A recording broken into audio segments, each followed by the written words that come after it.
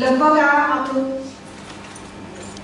14મું વર્ષ સ્મિતા સાહિત્ય પાર્ક લેખન સ્પર્ધા સળંગ સતત નિરંતર નિરક્ષીર રીતે ત્રણ સાહિત્યની વિધાઓમાં આપણે કામ કરી રહ્યા છીએ. બાળ વાર્તા, નવલિકા અને કવિતા.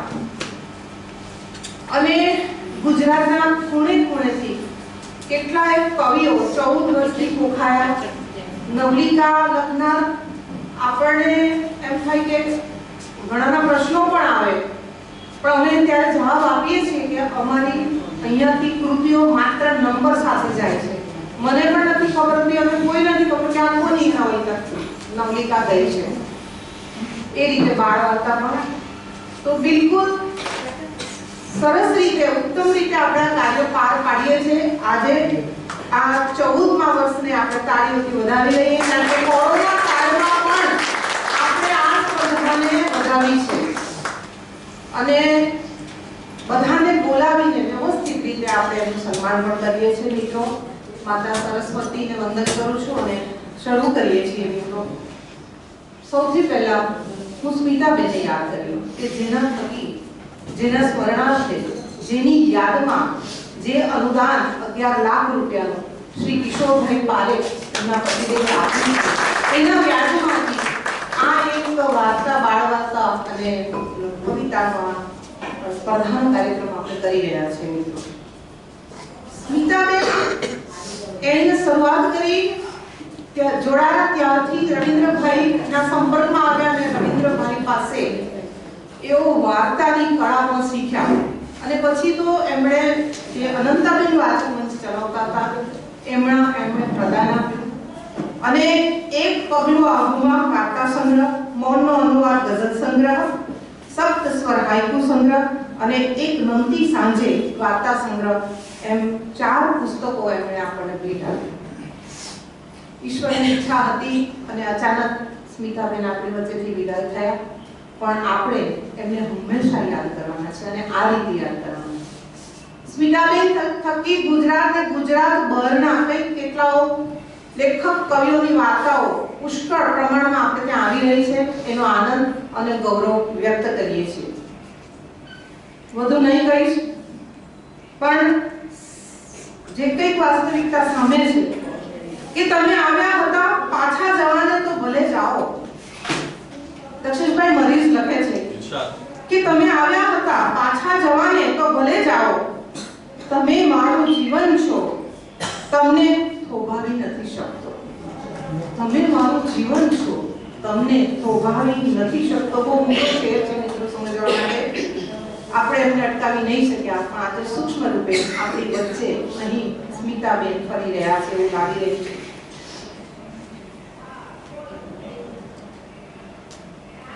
સ્મિતાબેન લખે છે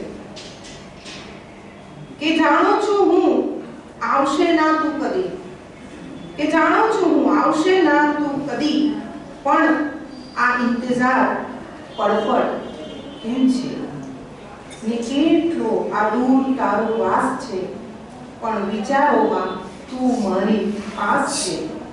ને આ હવામાં મેઘ છે ને સ્પર્શ તારો, કે આ હવામાં મેઘ છે ને સ્પર્શ તારો, તું નથી તો જિંદગી વેરાન ક્યાં છે. ને હિંચકે જ્યાં ઝૂલતા હતા સાંજે સતત, કે હિંચકે જ્યાં ઝૂલતા હતા સાંજે સતત, સૂની દિશે એ અગાસી તારા વગર. ને આ એક અંતિમ શેર સાથે આપણે આગળ વધીશું.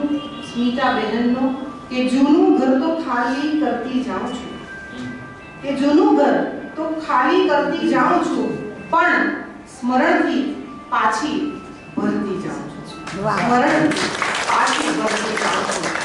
તો આવા સુંદર શેરો અને ગઝલો એમણે આપ્યા હતા. આપણી વચ્ચે હોત તો ખૂબ સારા સાહિત્યકાર તરીકે કોઠાયા પણ હોત ગુજરાતભરમાં. તો મિત્રો, સ્મિતાબેનની યાદ સાથે અહીં આપણે કરીએ છીએ અને મંચ તરફ જઈએ છીએ. મંચ ઉપર આજે આપણને કેટલા સરસ મહાનુભાવો મળ્યા છે. એમાં સૌ પ્રથમ હું બોલાવીશ આવકાર માટે તરતના નિવૃત્ત પ્રમુખ શ્રી પૂર્ણિમાબેન દેસાઈને બોલાવીશ કે આવો અને આવકાર આપો.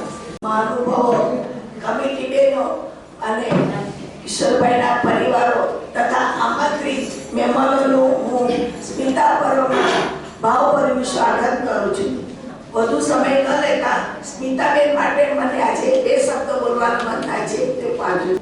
જીવન અને મૃત્યુ એ આપણા હાથની વાત નથી, પરંતુ જીવન કેવી રીતે જીવવું એ ચોક્કસ આપણા હાથમાં છે. સ્મિતાબેન એમાંના એક વ્યક્તિ હતા જો ટૂંકું આયુષ્ય ભોગવીને સાર્થક જીવન જીવી ગયા. આપણી સંસ્થામાં સ્મિતાબેન સભ્ય તરીકે જોડાયા અને ત્યારબાદ તેમનામાં રહી સાહિત્યની વૃત્તિને દૃઢતાબેને તેમને વાચક મંચની જવાબદારી આપી. તેમણે વાચક મંચને વેગવાન બનાવ્યો, પણ અકાળે તેમના થયેલા અવસાનથી સાહિત્ય જગત અને પ્રોત્સાહનને મોટી ખોટ પડી છે. પરંતુ કિશોરભાઈ પારેખ સાહિત્ય લેખન સ્પર્ધા દ્વારા સ્મિતાબેનને જીવંત રાખ્યા છે. આજે સ્મિતા પર્વ સમારોહનું 14મું વર્ષ છે, જેમાં આપણે સૌને શાબ્દિક પુષ્પોથી હું આવકારું છું. ગુણથી અને કર્મથી ઓળખાય છે, એટલે તો મરણ કરતા સ્મરણ વધુ યાદગાર છે. સ્મિતાબેન ગયા પછી પણ તેમની યાદ વધુ જીવંત છે. ભગવાન આપને શાંતિ આપે એ જ પ્રાર્થના. અસ્તુ. આભાર પૂર્ણિમાબેન આપનો. હવે સંસ્થાનો પરિચય અને પ્રસ્તાવના માટે હું મેનેજિંગ ટ્રસ્ટી શ્રી અનંતાબેન પરીખને વિનંતી કરીશ પ્લીઝ.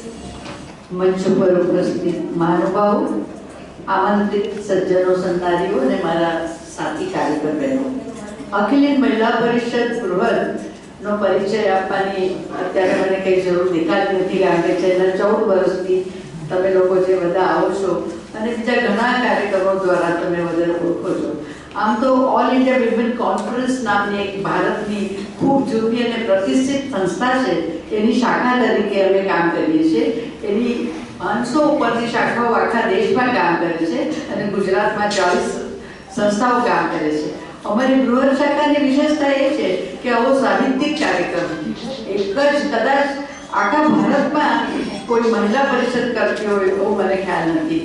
ને ગુજરાતમાં છેલ્લા 14 વર્ષથી આ કાર્યક્રમ અમે કરી રહ્યા છે અને એની નોંધ ઘણી સાહિત્યિક સંસ્થાઓએ પણ લીધી છે.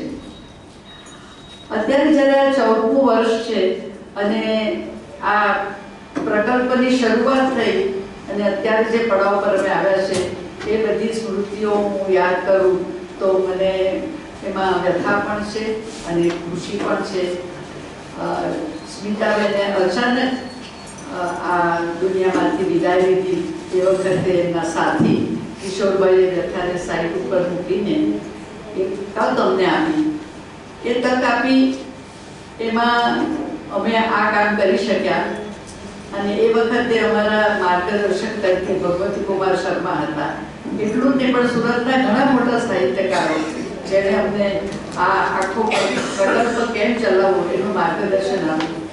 તો અમે ખૂબ જ નસીબદાર છીએ કે આ અમે કરી શક્યા. અને એની જે ભૂમિકા એવી છે કે અમારા જે સ્થાપક ધ્રુવલતાબેન પારેખ, જે સાઉથ ગુજરાતના એક સારા મોટા સોશિયલ વર્કર હતા, એમણે વૈચારિક અને બૌદ્ધિક પ્રવૃત્તિ કરવાનું એક બીડું ચડ્યું અને એટલા માટે અમે એક વાચક મંચ કરીને પ્રવૃત્તિ શરૂ કરી, જેને આપણે બુક ક્લબ કહીએ છીએ. એમાં સાહિત્યની દરેક કૃતિઓની ચર્ચા થાય, એનું રસદર્શન કરવામાં આવે. તો આ એક પ્રકલ્પમાં અમે એક શિબિર કરી હતી, જેમાં ઘણી બધી અગ્રગણ્ય લેખિકાઓને બોલાવેલી અને એ વખતે સ્મિતાબેન અમારી સંસ્થામાં પ્રવેશ્યા અને એમની કૃતિઓ જે એમણે લખેલી હતી એ સૌ દ્વારા વખાણવામાં આવી અને એક સ્ટેપિંગ સ્ટોન હતો સ્મિતાબેન માટે અમારી સંસ્થામાં પ્રવેશનો. અને એમની રુચિ હતી, એમનો શોખ હતો, એમનામાં આવડત હતી, આયોજનની આવડત હતી. તો એમના પ્રવેશથી આ વાચક મંચની પ્રવૃત્તિ ખૂબ વેગવાન બની અને એ 4 વર્ષ જે અમારી સાથે રહ્યા એમાં એમણે સંબંધોમાં તો મીઠાશ ઉમેરી, પણ સાહિત્યની બધી પ્રવૃત્તિમાં પણ ખૂબ સરસ એમનું પ્રદાન હતું. અને આજે અમે એમના નામથી આ ચાલુ રાખી શક્યા છીએ, કારણ કે અમને કિશોરભાઈનો બહુ સાથ છે. કિશોરભાઈએ સ્મિતાબેન નથી પણ એમનો સથવારો તો સાથે જ રાખ્યો છે. અમને બધાને પણ સ્મિતાબેન જાણે અમારી સાથે હોય એવી એક લાગણી થાય છે. કિશોરભાઈએ આ જે ફંડ છે એમાં આ વર્ષે સારો એવો વધારો કર્યો છે અને એને લીધે અમે આ વખતે 2017 થી 25 સુધીનો એક જે પારિતોષિક પામેલી કૃતિઓનો એક સંપૂર્ણ બહાર પાડી શક્યા છીએ. પહેલો સંપુટ અમે 5 વર્ષનો બહાર પાડ્યો હતો 12 થી 17 અને 17 થી 25 નો અને આ સંપુટ આજે વિમોચન પામે એટલા માટે સાહિત્ય સંગમના ચિંતનભાઈ નથી આવ્યા પણ એમણે પણ અમને લગભગ 10 દિવસમાં આખો સંપુટ પૂર્ણ કરી આપ્યો અને આ જે બધું વસ્તુ થઈ શકે છે આ બધી એમાં અમારી જે કમિટી છે ભગવતી કુમાર શર્મા પછી આ કામ રવિન્દ્રભાઈ પારેખ જે સાહિત્યકાર છે આ બધા એમને જાણો છો એણે સંભાળ્યું. એમની સાથે અત્યારે ઘણા બધા અમારા સુરતના સાહિત્યકારો જોડાયેલા હતા પણ અત્યારે અમે દીપકભાઈ વશી, રત્નાબેન વશી વગેરેના સાથથી આ કાર્યક્રમ કરી શકીએ છીએ. રત્નાબેનના પણ સંપર્કો સાહિત્ય સાથેનો સતત એમનો ચાલુ રહેલો વ્યવહારને લીધે અમે આ કામ ઘણી સુંદર રીતે કરી શકીએ છીએ. તો આજે મને વધારે વિશેષ આનંદ છે કે આ સંપૂર્ણનું પણ આપણે અહીંયા વિમોચન કરવામાં છીએ. તો ખરેખર આ આખો પ્રકલ્પ જે ચાલી રહ્યો છે એમાં અમારી સંસ્થાના પ્રમુખ અને હોદ્દેદારોની ટીમ છે અત્યારે અહીંયા હાજર છે એ લોકોનું પણ આયોજનમાં ખૂબ જ એમનું પ્રદાન છે. એમના વગર નહીં કરી શકાય. અમારી જે સાથે મારી જોડાયેલી ઓર્ગેનાઇઝર છે હર્ષા સોલંકી એ પણ કૃતિઓનું કેટલોગિંગ એટલું બધું સુંદર કરે છે કે અમને બી આ ભાર નથી લાગતો.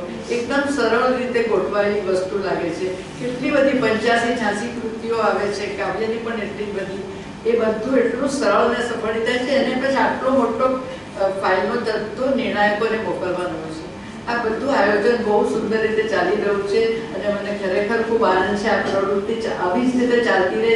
વધારે ને વધારે સાહિત્યમાં રસ લેતા વોલન્ટિયરો આની સાથે જોડાય અને એને વધારે આપણે વિસ્તૃત કરી શકીએ એવી મારી જે યુવાન બહેનો બેઠી છે એને વિનંતી છે. અને આપણી ગુજરાતી ભાષા જે સદા બહાર રહે એવી આપણી ઈચ્છા છે. અને આશાસ્પદ લેખિકાઓ જે લેખકો છે એ લોકો પણ આ દ્વારા એને માટે પણ એક સ્ટેપિંગ સ્ટોન બને, એનાથી વધારે આગળ જાય એવી અમારી ઈચ્છા છે. આભાર. ખૂબ આભાર અનંતાબેન. આ સાથે અનંતાબેનનો પણ હું આભાર એટલા માટે માની રહી છું અહીંયાથી કે અમારી પાસે સાથે હોય કે ન હોય તો ઘરે બેઠા ફોનથી પણ એમનું માર્ગદર્શન અમને મળતું રહે છે. એ બહુ મોટી વાત છે. આવા વડીલો જે સંસ્થાઓમાં હોય છે, વડેલા જેવા વડીલો, તો એને કારણે શું થાય કે સંસ્થાની અંદર શું યોગ્ય છે અને શું કરવું જોઈએ, શું ન કરવું જોઈએ એનું જ્ઞાન બધાને મળતું રહે છે. અને અમારા હોદ્દેદારોને અમે બધા જે ઘડાયા છે કે અમારા આ વડીલ જે બેઠા છે અમારા ટ્રસ્ટીઓ એનાથી અમે ઘડાયા છે. ખૂબ ખૂબ આભાર આનંદબેન આપનો. અને હવે આપણે જે પ્રોસેસ કરવાનો છે મહેમાનોનું સ્વાગત કરીશું. તો મિત્રો સૌથી પહેલા આપણે સ્વાગત કરીએ પહેલા ઝોનલ ઓર્ગેનાઇઝર શ્રી વર્ષાબેન ઠક્કરનો એક સંદેશ છે એ વર્ષાબેન વાંચવાના છે. All India Women's Conference Delhi West Zone બીમાં ઝોનલ ઓર્ગેનાઇઝર તરીકે સેવા આપનાર અને સર્વના હૃદયમાં વસનાર એવા શ્રીમતી વર્ષાબેન ઠક્કરનો શુભેચ્છા સંદેશ હું વાંચી રહી છું. શુભના મેનેજિંગ ટ્રસ્ટી અને મારા અંતરની ખૂબ જ નજીક એવા શ્રીમતી અનંતાબેન પરીખ, ભૂતપૂર્વ પ્રમુખ વર્ષાબેન મહેતા, આજના કાર્યક્રમના અધ્યક્ષ ડૉક્ટર શ્રી દક્ષેશભાઈ ઠાકર, સંસ્થાના પ્રમુખ, કારોબારી સભ્ય, સ્મિતા પર્વના સંચાલક પ્રજ્ઞાબેન વશીને સહૃદય નમસ્કાર. અખિલ હિન્દ મહિલા પરિષદ સુરત ભુજ શાખાના સાહિત્યિક કાર્યક્રમો ખૂબ ઉમદા રહ્યા છે અને રહેશે જ એવી અભિલાષા. આપની શાખાના શહેર, રાજ્ય, દેશ અને વિશ્વના સાહિત્ય પ્રેમીઓને ઉચ્ચ સ્થાને લઈ જવા માટેના આ પ્રયત્નો ખૂબ જ સરાહનીય છે. મારા અન્ય રોકાણ હોવાથી હું આપના કાર્યક્રમમાં પ્રત્યક્ષ હાજર રહી શકતી નથી, એ મારી કમનસીબી છે. આપની શાખા ખૂબ જ સુંદર વિવિધ સમાજલક્ષી પ્રવૃત્તિઓથી ઓલ ઇન્ડિયા વુમન કોન્ફરન્સની મહિલાઓના હૃદયમાં જીવિત રહે છે. એ ખૂબ સુંદર વાત છે. આજના ઇનામ વિતરણ સમારંભમાં નવલિકા લેખક, કવિતા લેખક તેમજ વાર્તા પ્રવાચતા લેખકમાં વિજેતા થયેલ તમામ સાહિત્ય પ્રેમીઓને મારા અભિનંદન. તેમજ આટલી બધી કૃતિઓમાંથી પરિણામ તૈયાર કરનાર નિર્ણાયકોને પણ ખૂબ ખૂબ અભિનંદન. જે વિજેતા થયા છે એને અભિનંદન તો છે જ, પણ જે નથી થયા તેને પણ અભિનંદન. કારણ કે સાહિત્યના ક્ષેત્રે લેખન કળાને જીવંત રાખવા પ્રયત્નશીલ રહ્યા છે. આવા સુંદર કાર્યક્રમ આપની શાખામાં થતા રહે એવી મારી શુભેચ્છા છે.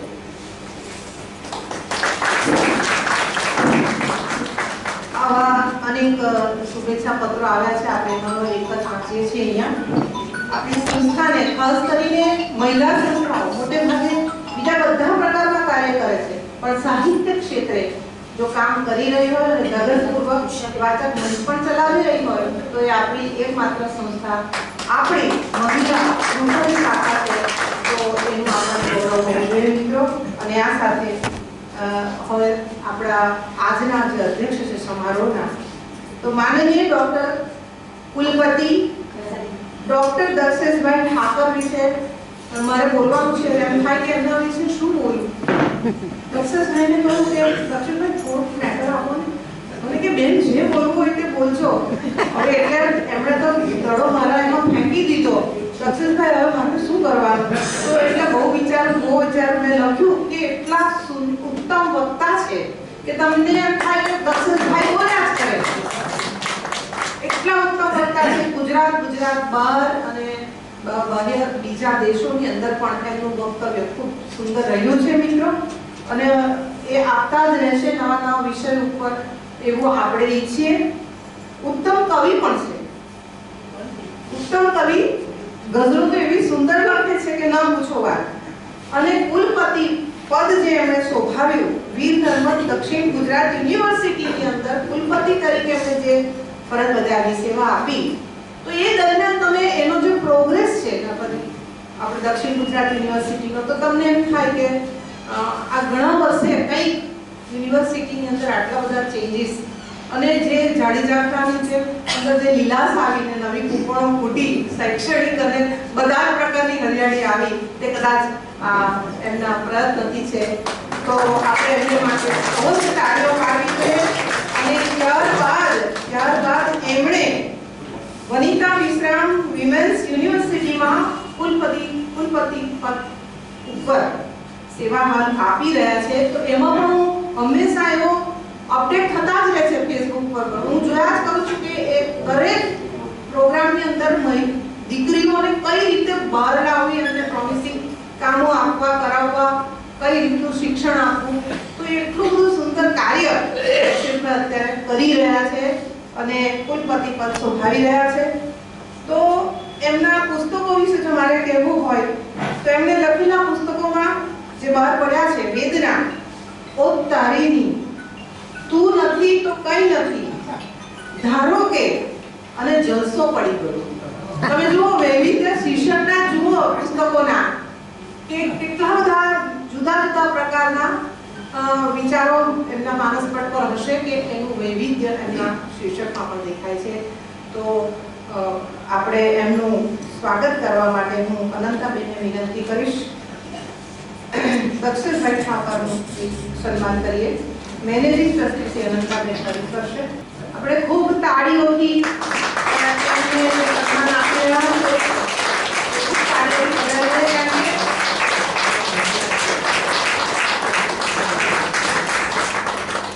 કદાચ મેં આટલા મિતભાષી કુલપતિ આ પહેલા જોયા છે. આપણે ત્યાં તો 2-3 વાર આપણે જ્યારે બોલાવ્યા છે એટલે ત્યારે તો એમ ઘણા કહીને કે નહીં અત્યારે କିଛି ટાઈમ નથી, પણ એવું ક્યારે નથી કરતા. દક્ષેશભાઈ એ બદલ થેન્ક યુ. તમને ખૂબ ખૂબ આભાર તમારો. ખૂબ જ સારસ સ્વભાવના છે, આપણા થઈને વળી જાય એવા છે. તો પછી આગળ ચાલીએ. આવે છે નવલિકા સ્પર્ધાના નિર્ણાયક શ્રી કંદરભાઈના વિશે બે બોલ કહીશ અને પછી એમનું સન્માન કરીએ આપણે. એમનો પરિચય આવ્યો એ પણ મારે એમાંથી પસાર થવું પડ્યું, પણ મેં થોડુંક મારી રીતે લખ્યું છે કે શ્રી કંદર પ્રતિભા દેસાઈ BA MS MD આયુર્વેદના નિષ્ણાત એવા ડોક્ટર, ગાંધી દર્શન પારંગત શ્રી બાબુભાઈ જસભાઈ પટેલ તામ્રપત્ર વિજેતા, વર્ષ 1987 થી 1999, 12 વર્ષ ગુજરાત આયુર્વેદ યુનિવર્સિટી જામનગરમાં એઓ પંચકર્મ આસિસ્ટન્ટ રજિસ્ટ્રાર અને લેક્ચરર રહ્યા છે. 1999 થી 2012 માં વૈદ્ય પંચકર્મ તરીકે ગુજરાત સરકારની વિવિધ આયુર્વેદ સરકારી હોસ્પિટલોમાં સેવા આપી. 2012 થી 2019 અધિક એમણે શ્રીમતી મણિબેન સરકારી આયુર્વેદ હોસ્પિટલમાં અમદાવાદમાં ફરજ બજાવી. ત્યારબાદ ગાંધીનગર અને અંતે આયુષ્યમાન ભારત માટે સિનિયર કન્સલ્ટન્ટ તરીકે 2019 માં આયુષ મંત્રાલય ભારત સરકાર દિલ્હીમાં એમણે ફરજ બજાવી અને નિવૃત્ત થયા. પરંતુ એમનો કાર્યકાળ જે છે આયુર્વેદની જે એમનું શિક્ષણ લીધું એમણે અને એ ડૉક્ટર તરીકેની એમની જે ફરજ સેવા જે છે તેનો કાર્યકાળ ખૂબ મોટો છે. એ પોતે ઉત્તમ ચિકિત્સક છે. એ પણ જોવા જેવું કેવું કે ચિકિત્સક માત્ર આ બધી એના રોગોના નથી, સાહિત્યના પણ ચિકિત્સક છે. એમનું સાહિત્યના વિશે મેં વાંચ્યું ત્યારે મને બહુ જ આનંદ અને ગૌરવ થયો. મિત્રો, હું ટૂંકમાં એમના વિશે કહીશ તો એમના જે પ્રકાશિત પુસ્તકો છે એમાં કાંઠાનું જળ, ખાલી ફ્રેમ, સંધિ સમય, જુદા જુદા વર્ષમાં પ્રકાશિત થતા પુસ્તકોના નામ જ બોલું છું. ત્યાર પછી રમેશ દવેની પ્રતિનિધિ વાર્તાઓ, એ પારુલબેન સાથે એમના ધર્મપત્ની આવ્યા છે પારુલબેન દેસાઈ, એઓ પણ બહુ મોટા ગજાના સાહિત્યકાર છે. એટલે એનો આનંદ આપણે એમને નાટક આવ્યો છે. બહુ સારા વાર્તાકાર છે. પારુલબેનને પણ અનેક એવોર્ડો મળ્યા છે, એટલે ભવિષ્યમાં પારુલબેનનો પણ આપણે લાભ લેવાના છીએ. ત્યાર પછી એમને જે પારિતોષિકો મળ્યા છે એટલા બધા મળ્યા છે અને એમણે આયુર્વેદના પુસ્તકો પણ અનેક પ્રગટ કર્યા છે. કુમાર વાર્તા પારિતોષિક, પરમ વાર્તા પારિતોષિક, દલિત ચેતના વાર્તા પારિતોષિક, નવનીત સમર્પણ વાર્તા પારિતોષિક, કલા ગુર્જરી પ્રથમ પારિતોષિક, સાહિત્ય અકાદમી પારિતોષિક, સાત વિદરનો વાર્તા સંગ્રહ માટે, પછી રાષ્ટ્રીય આયુર્વેદ સંસ્થાન ભારત સરકાર દિલ્હી દ્વારા ફેલોશિપ એવોર્ડ 2021. આ સિવાય પણ અનેક એવોર્ડ હશે એમના લખાણથી. એમણે પણ આટલું બધું જે એમણે કર્યું જીવનભર, એમાં નિર્ણાયક આપણને મળે કે ઠેઠ અમદાવાદથી દંપતી આવે તો કેટલી આનંદની લાગણી. આ આનંદની લાગણી સાથે આપણે એમનું સન્માન કરીએ. તરતના નિવૃત્ત પ્રમુખ શ્રી પૂર્ણિમાબેન દેસાઈને વિનંતી કરીશ કે એમનું સ્વાગત કરો. ખૂબ ખૂબ આભાર કંદરભાઈ, ખૂબ ખૂબ આભાર પૂર્ણિમાબેન. અને હવે બાળ વાર્તાના નિર્ણાયકની ભૂમિકા મને ખબર છે કે કેવી હોય છે, કપરી. તો આ નિર્ણાયકો જે બેઠા છે એ લોકોને પણ બહુ જ કપરી પરિસ્થિતિમાંથી પસાર થવું પડ્યું હશે. એ તો એ લોકો જ્યારે આવશે ત્યારે ખબર પડશે આપણને. ગીરાબેન ભટ્ટ બાળ વાર્તા સ્પર્ધાના નિર્ણાયક છે અને એમના વિશે પણ એમનો બી બહુ જ લાંબો એવો એમણે મોકલેલો જે એટલે હું એમાંથી થોડા કંકુ ચોખા જેમ આપણે કરીએ છીએ. જન્મસ્થળ Himmatnagar, BA first class, BEd first class ગૃહિણી છે, પણ એમણે 64 પુસ્તકો આપણને આપ્યા છે.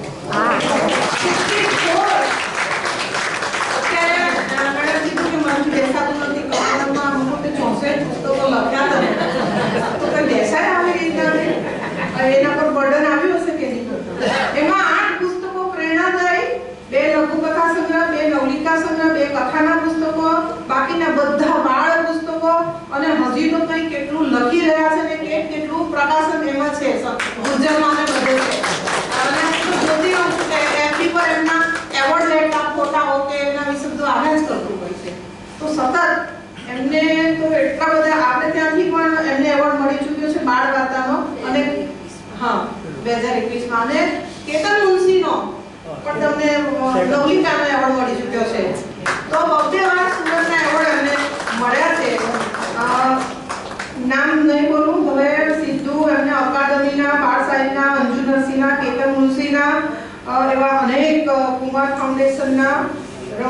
રમત યુવા અને સાંસ્કૃતિક સાહિત્ય અકાદમીના હાલરડા સ્પર્ધામાં કે પછી જોડાક્ષરના હોય કે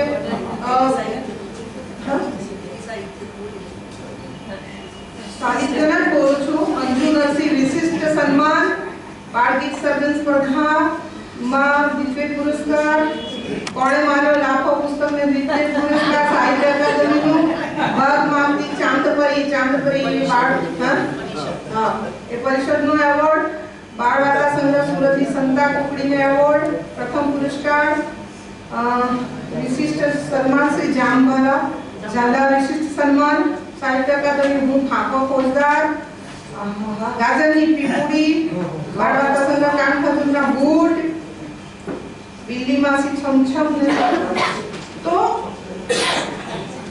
પુષ્કળ ઇનામો જેને મળ્યા છે ને પુષ્કળ લખ્યું છે એવા મીરાબેનને તાળીઓથી વધાવી દઈએ.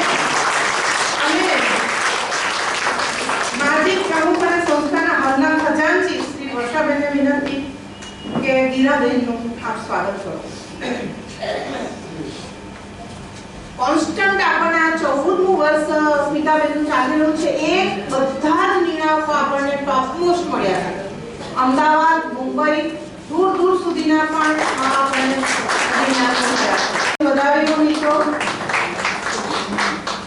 કવિતા સ્પર્ધાના નિર્ણાયક શ્રી કિરણસિંહ આવ્યા નથી, આવશે ત્યારે આપણે એમનો કાર્ય કરીશું સન્માનવાનું.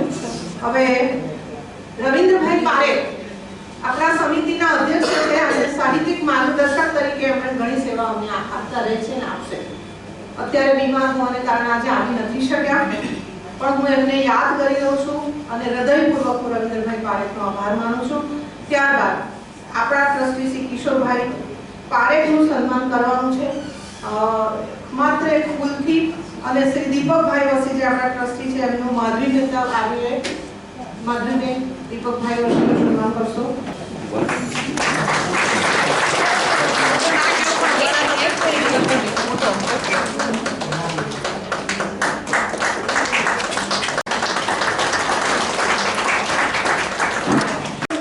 અને હવે નવલિકા વિજેતા રૂપાબેન લખલાણી વિશે હું બે શબ્દ કહીશ અને પછી એમનું પણ સન્માન થશે મંત્રી શ્રી કમલાબેનના હસ્તકે. રૂપાબેન લખલાણી જરાક ઉભા થઈને જરાક બતાવી દો. રૂપાબેન ભણતરથી સોફ્ટવેર એન્જિનિયર છે. થોડા વર્ષો સોફ્ટવેરમાં કામ કર્યા બાદ અંગ્રેજી મીડિયમ સ્કૂલની સ્થાપના કરી હતી. કોવિડ સમયે તે બંધ કરવી પડી. ત્યારબાદ ડિપ્રેશનને ખાળવા લેખન કરવું પડ્યા. 2021ની ટૂંકી વાર્તાઓ લખે છે. 9મી સમર્પક પરબ વારેવા મેગેઝિનમાં વાર્તાઓ છપાઈ ગઈ છે એમની. આકાશવાણી વડોદરાથી શનિવારે પ્રસારિત થતા મહિલા માટેના કાર્યક્રમમાં સહિયર સહપ્રસ્તુત કરે છે. કથક નૃત્યમાં સારથ છે. રંગમંચ ઉપર કામ કરે છે. National theatre festival Calcutta, Bhopal, Vadodara અને ત્રિવેણી થિયેટર ગ્રુપ સાથે અભિનય કરે છે. YouTube પર વિશ્વ સાહિત્યના બેસ્ટ સેલર પુસ્તકોની ઓડિયો બુક સમરીની ચેનલ ચલાવે છે. તો આવા બહુમુખી પ્રતિભા ધરાવતા રૂપાબેન લખલાણીનું સ્વાગત કરશે ભાવનાબેન. ભાવનાબેન આપણા મંત્રી છે. મંત્રી શ્રી ભાવનાબેન પારેખનું સ્વાગત કરી રહ્યા છે. ખૂબ ખૂબ આભાર. વચ્ચે આવવા દીધું.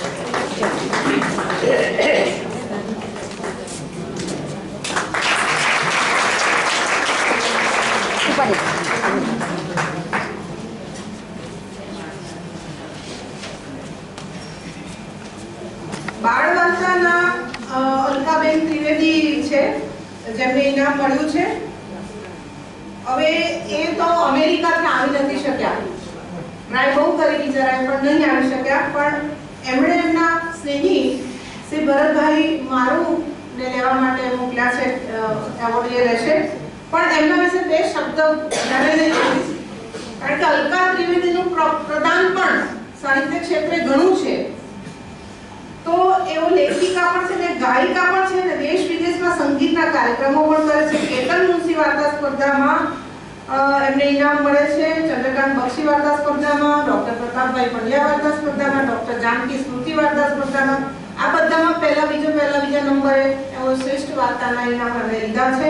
વિશ્વકર્મા, વિશ્વ જન્મભૂમિ, કુલચા વગેરે આયોજિત તમામ સામાયિકોની કે ન્યૂઝપેપરની જે કોઈ સ્પર્ધા હોય એમાં એમણે નંબર પ્રાપ્ત કર્યો છે, એવોર્ડ વિજેતા છે. મધુરમ વાર્તા સંગ્રહ તથા સ્નેહની શરત લઘુનવલ પ્રકાશિત થઈ છે. નવનીત સમર્પણ પરવેતન મમતા નવચેતન શબ્દ સૃષ્ટિ તમામ સામાયિકમાં એમની કૃતિઓ પ્રગટ થતી રહે છે અને 2.5 વર્ષથી ગુજરાત સમાચારમાં હાસ્યલેખ એમના પ્રકાશિત થતા રહે છે. તો અલકાબેનને પણ યાદ કરી લીધા અને ભરભર આવીને બેઠા છો, પછી આપણો એવોર્ડ એમનો આપી દે. તો આ આટલો આપણો બહુ મોટો કાર્યક્રમ સ્વાગતનો પૂરો કરીએ આપણે. અને હવે કાવ્ય વિજેતા શ્રી અર્પણ ક્રિસ્ટી, અર્પણજી ક્રિસ્ટી, એવો લખે છે પોતાના પરિચયમાં, અમદાવાદમાં એમનો ઉછેર અને કર્મભૂમિ અમદાવાદ છે, જન્મ પણ ત્યાં. માનવતાવાદી રોમન કેથોલિક ક્રિશ્ચિયન કુટુંબમાં એમનો જન્મ થયો. લખે છે પપ્પા નિવૃત્ત બેંક કર્મચારી, મમ્મી પ્રાઇમરી શાળામાં ભાષાના શિક્ષિકા અને ભૂતપૂર્વ ગૃહમાતા ગાંધી આશ્રમના. શાળા જીવન સેન્ટ ઝેવિયર સ્કૂલમાં શાળા જીવન દરમિયાન ગણિત, વિજ્ઞાન, સમાજશાસ્ત્ર સાથે ભાષામાં ઊંડો રસ, ભણવામાં હોશિયાર. કોમ્પ્યુટર એન્જિનિયરિંગમાં એડમિશન મળ્યું અને નિગમ કોલેજમાંથી એન્જિનિયરિંગમાં ડિસ્ટિંક્શન સાથે એમણે પાસ કર્યું. ત્યારબાદ સોફ્ટવેર ડેવલપર તરીકે નોકરી કરી, ફ્રીલાન્સિંગ પણ કર્યું, ડિજિટલ માર્કેટિંગમાં, આઈટી ફિલ્ડ ઉપર ડોક્યુમેન્ટરી ફિલ્મ, એડ ફિલ્મ અને કોર્પોરેટ ફિલ્મ ક્ષેત્રે પણ એમણે કામ કર્યું. અને એઓ કવિતા લખી રહ્યા છે અને લખતા લખતા આજે એવોર્ડ સુધી પહોંચ્યા છે એવા અમદાવાદ સાથે મળીને ગમે છે. તો આ આપણા 3 નિર્ણાયક, 3 વિજેતા અને દક્ષેશભાઈના સન્માન પછી એમને પેલા નામ કહેવાનું છે, ખજાનજી છે આરતીબેન આચાર્ય, પ્લીઝ આરતીબેન આચાર્ય અર્પણભાઈનું સન્માન કરશે. આગળ લઈ જાઓ.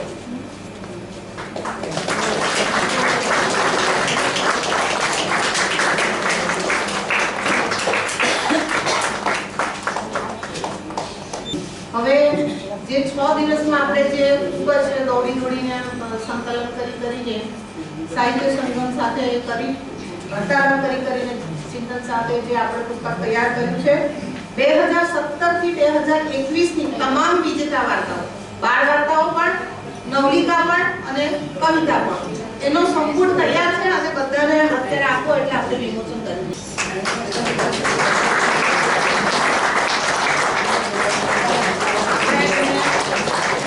વિમોચન કરી રહ્યા છીએ.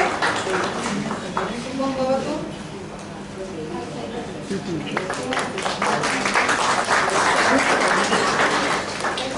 અને હવે પુરસ્કાર વિતરણ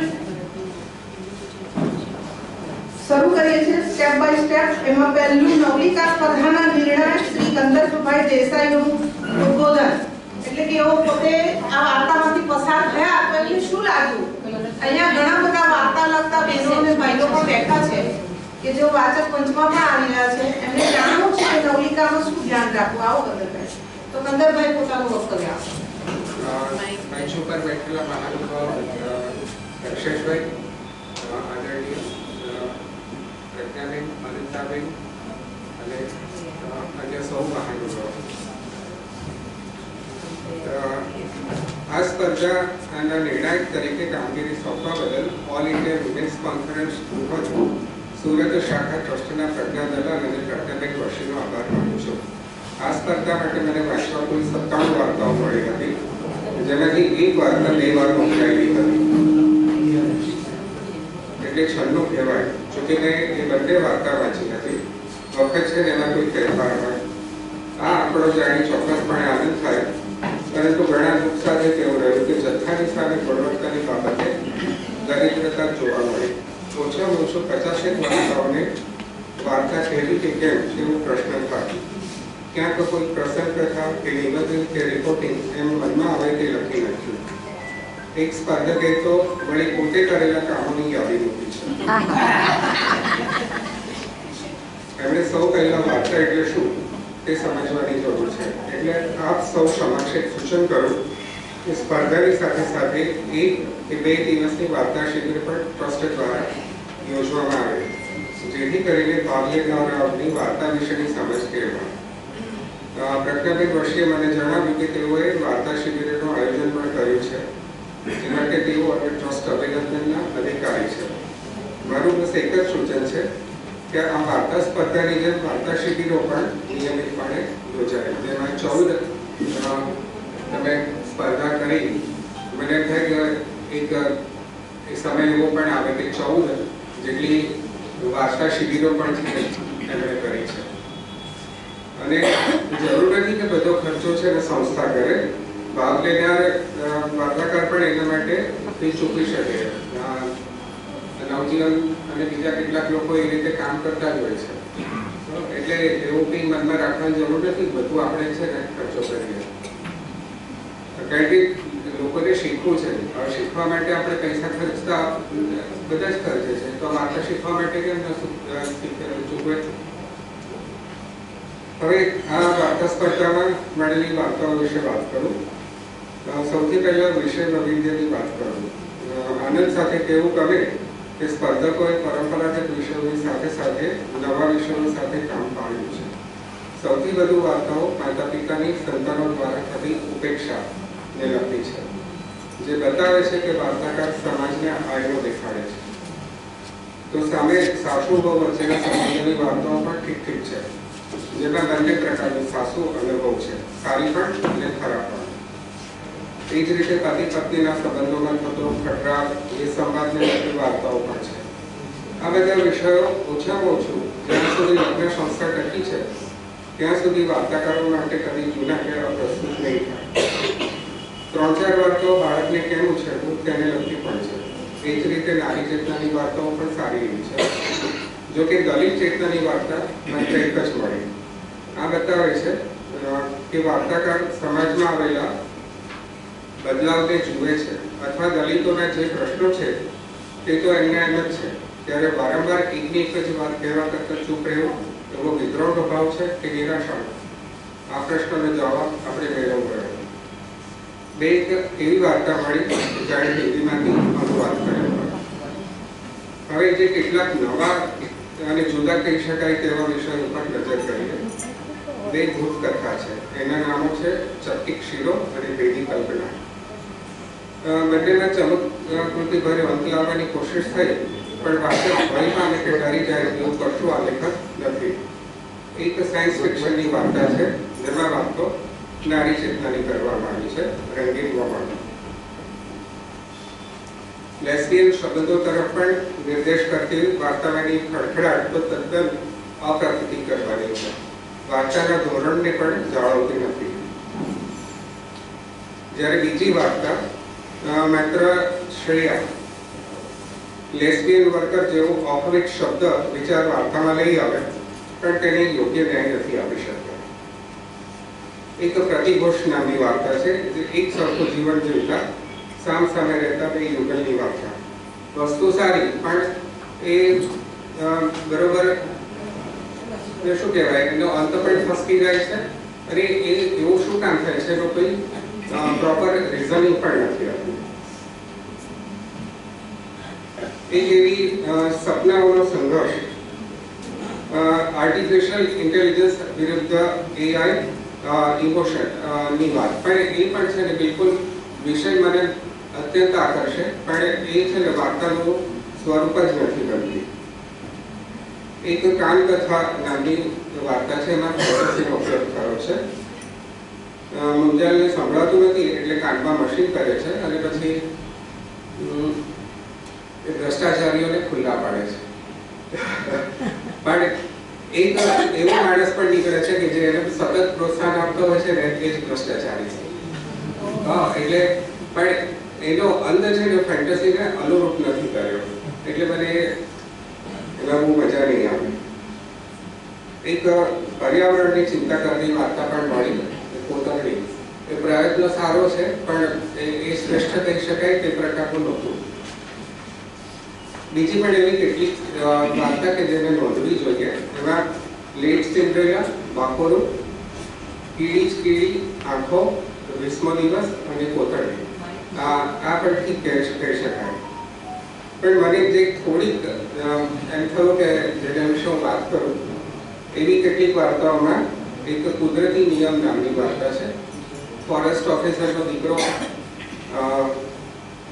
પોતાનું મન ધાર્યું કરવા માંગે છે, તો એને કેવી રીતે નોર્મલ વસ્તુ તરફ પાછો, જીવન તરફ પાછો વાળવો એની વાત એમાં સારી રીતે કરી છે. પણ એનું કેટલુંક છે ને અપ્રતિષ્ઠિત લાગ્યું, એટલે એને ઉત્તમ વાર્તા ન ગણી. એક એનો વાંક ન હતો. એ વાર્તામાં બાપથી દીકરો સ્કૂટર પર જતા કચડાઈ ગયો. અને બાપ સતત એનો છે ને અપરાધ ભાવ અનુભવે છે. એમાં જે મને સૌથી ગમ્યું તે વાર્તામાં એક પ્રાણી કૂતરા પાસેથી આશ્વાસન મેળવી કહાનારે પોતાનો અપરાધ ભાવ ઓછો કરવાની કોશિશ કરે છે. આ વાત હૃદયસ્પર્શી રીતે લખાઈ છે. એક રસ્તો વાર્તામાં પણ રસ પડે એવો હતો. સોમલદાસ કોલસાની ખાંડમાં કામ કરે છે અને હવે શ્વાસ અને ઉધરસની બીમારી સિલિકોસિસ વળગી છે. ડોક્ટરને બતાવે તો આરામ કરવાનું કે, એટલે જે કામ હાથમાં છે તે પણ જતું રહે. ગીરો પડેલી જમીન, છોકરા છોકરીનો ભણતર અને લગ્ન, એ બધું કેવી રીતે થશે એવો સવાલ પૂછે છે. એનો જવાબ પોતે લીધેલી અકસ્માત વીમા પોલિસીમાં દેખાય છે. બસ આ હાથ મને મારે એની પહેલા હું બધાને જીવાડી ન જો. અને સોમલદાસ અકસ્માતે મૃત્યુને વાલું કરે છે. વાર્તાનું લંબાણ અને કેટલું પુનરાવર્તન કઠે છે, પણ જવાબદાર શ્રમજીવી પિતાનું મનોવિશ્વ સારી રીતે ખોલ્યું છે. એ આવશે વાર્તા પણ શ્રમજીવી પરિવારની છે. સમાજના બે વર્ગો સહિતો રહિતો વચ્ચેનો વિરોધાભાસ સાહિત્યમાં જુદી જુદી રીતે આલેખાયા છે. એમાં એક માની નજરે જોવાયેલી વાર્તાક્ષર ચોક્કસપણે કરુણાને પાત્ર છે. પોતે બાંધેલા કોચલાને તોડવાની વાત ગુણાન વાર્તામાં મળે છે. વાર્તાની જાતિ ઝાપઝમાડવી નથી, પણ કબૂતર અને શ્રાવણીના પ્રસ્તાપો વાર્તાને જુદી પાડે છે. હું છું ને એ વાર્તા પણ છે તો સ્ત્રી, પણ એની વિશેષતા જોઈએ તો વાર્તાનો કથક સ્ત્રીના કપાળે છોડતો ચાંદલો છે. આખી વાર્તામાં ચાંદલો સ્ત્રીની વાતો કરે છે અને એમ બીજો પુરુષ એક વચનમાં વાર્તા ચાલે છે. પતિના અવસાનના કારણે આવી પડેલું વિયોગનું દુઃખ, સ્વજનો માટે મદદરૂપ થવાને બદલે જવાબદારી બની ગઈ હોય તેવી લાગણી વચ્ચે અટવાતી સ્ત્રી જાણે ચાંદલાને યાદ કરવાને બદલે પતિ સાથે જીવી રહી છે. અને હવે મને જે સૌથી ઉત્તમ વાર્તા જણાય તે ચોપડી. જાહેર રસ્તા પર જીવતા 4 જણાની ચોપડીની જીવન કથા જાણે થોડા સમજતા પાનાઓમાં વાર્તાકારે ચિતરી આપી છે. અસલામતી, પીડા અને શોષણ બધાથી બચવાનો સતત પ્રયત્નો, છતાં એનો ભોગ બનવાનું. જીવન જરાય સરળ નથી અને છતાંય એમાં મળે એક ખુશીની પળ જાણે ચોરી લેવાની. જો ક્યારેક ધંધો સારો થાય તો કૂતરા કાળું માટે દૂધ અને બ્રેડ બનાવવું, બાકી દુઃખ તો બારે માસ રહેવાનું. જાહેર રસ્તાની ફૂટપાથ પર કોણ કોણ રહે છે? દાદા, કાળુ કૂતરો, રાઘવ અને જીગર. જીગર આ ચોકડીની વાત ભાવકને કઈ સંભળાવે છે. દાદા પાણીની બોટલ વેચવાનું કામ કરે છે. જીગર ટ્રાવેલ્સની બસો માટે મુસાફરો શોધી લાવે છે. રાઘવ 10 વર્ષનો યુપીથી હોટેલમાં કામ કરવા આવેલો નાનકડો છોકરો છે, જેને હોટેલ માલિકે રસ્તે રજવડતો કરી દીધો અને દાદાએ પોતાની પાઠમાં લીધો. જીગરને ભાવુક થવું ગમતું નથી. દાદા એને રાઘવની કાળજી રાખવાનું સમજાવે છે, કેમ કે દુનિયા ખરાબ છે. આ ખરાબ દુનિયામાં એક રમણીક છે જેની નજર કૂતરા ઉપર છે. કૂતરાને બિસ્કિટની લાલચ આપે, પંપાડે. દાદા અને જીગર કૂતરાની લાલચથી દૂર રાખે. દરમિયાન એકવાર દાદો બીમાર પડ્યો અને હોસ્પિટલમાં દાખલ થયો. રાઘવ અને જીગર નિયમિત રીતે હોસ્પિટલમાં જઈ ખબર પૂછે. હોસ્પિટલ ફૂટપાથ કરતા ચોખ્ખી અને સલામત, પણ ત્યાં કોઈ રહેવા થોડું દે, એટલે ઘરે પાછા આવવું પડે. એક સવારે કાળું જીગરને જોરથી હલબલાવી ઉઠાડે છે અને નજીક આવેલા મેદાનના ઘોડે લઈ જાય છે. એ સમયે દાદા પણ હોસ્પિટલથી પાછા આવ્યા અને જુએ છે મેદાનના ઘોડે પડેલા રાઘવને. શરીર પર એક એક અપૂર્ણી ફેંકી દીધેલી નકામી વસ્તુ છે. રમણીકને તકનો લાભ લીધો અને રાઘવનું શોષણ કરી એને પતાવી દીધો. જીવવું સાચે જ સરળ નથી. વાર્તાકારે સહજતાથી પ્રતિનિધિ રીતે વાર્તા લીધી છે. ચારે પાત્રોની રેખા ઉત્સાવી છે. નજર સામે પાત્રો પ્રસંગો પ્રદર્શ થાય એ સાથે પ્રત્યક્ષ થાય એમનો જીવન જીવવા માટેનો સંઘર્ષ. કઠોર વાસ્તવિકતા સામે ચારેયના પરિવારનો જીવન માટેનો સંઘર્ષ હૃદયને સ્પર્શી જાય છે, પણ તેમની વાતો હૃદયને હચમચાવે છે. વાર્તાકારને અભિનંદન. દરેક વાર્તાનું ખૂબ સરસ રીતે વિવરણ કર્યું અને વિજેતા વાર્તા વિશે ચોકડી વાર્તા છે રૂપાબેનની, એનું પણ સરસ એમણે વિશ્લેષણ કરીને આપણી સામે મૂકી આપ્યું. બધા જ પાસા ઉઘાડી આપ્યા રૂપાબેન તમારી વાર્તાના. તો હવે નવલિકા સ્પર્ધાના વિજેતા શ્રી રૂપા લખલાણીને શ્રી કંદરભાઈ દેસાઈ એવોર્ડ આપશે. તો આવો રૂપાબેન આપનો એવોર્ડ લેવા માટે. તો એમને આપણે 5000 રૂપિયાનો રોકડ પુરસ્કાર અને રમેશ સાથે પૂરા ફ્રેન્ડથી સન્માન કરીએ છીએ. તેઓ વડોદરાથી આવ્યા છે. રૂપાબેન આવો પછી આપણે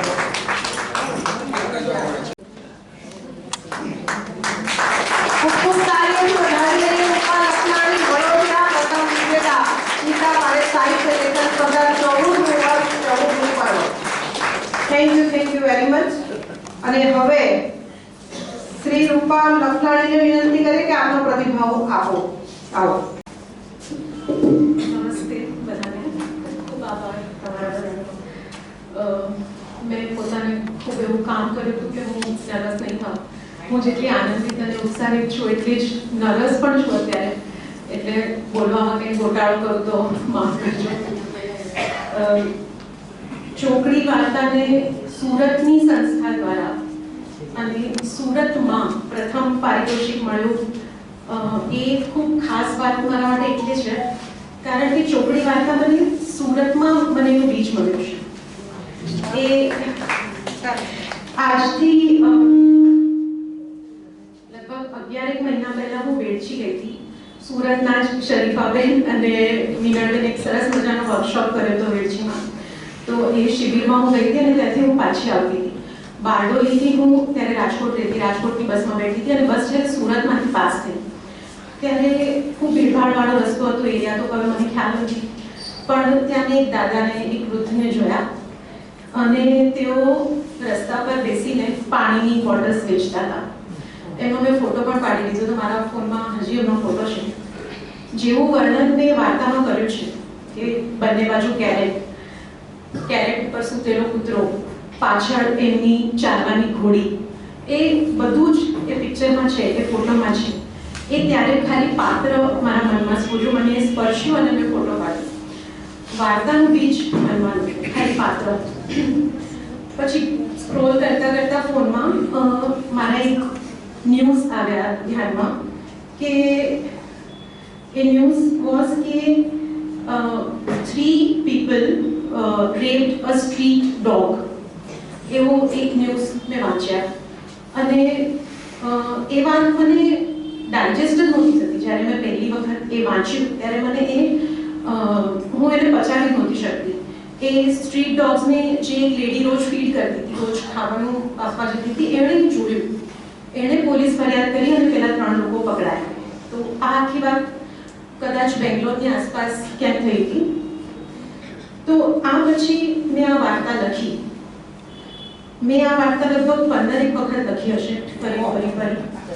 અને અહીંથી હું મારા અમુક વાર્તાકાર મિત્રો મને વાર્તા લેખનમાં સતત મદદ કરતા હોય છે, સતત ગાઈડન્સ આપતા હોય છે.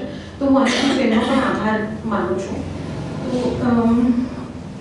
આખી આ જે વાર્તા લખવાની પ્રોસેસ હતી એ એણે મને વધુ સેન્સિટિવ બનાવી. એ મેં મેળવ્યું છે. આ પારિતોષિક તો છે જ, પણ એ મેં મેળવ્યું છે કે હું ખૂબ સેન્સિટિવ થઈ છું. પહેલાં કદાચ હું રસ્તે ચાલતા માણસોને કે સ્ટ્રીટ ડોગ્સને કે એનિમલ્સને હું આટલી સેન્સિટિવલી જોતી નહોતી. તો એ મારી અંદર ઉમેરાયું છે.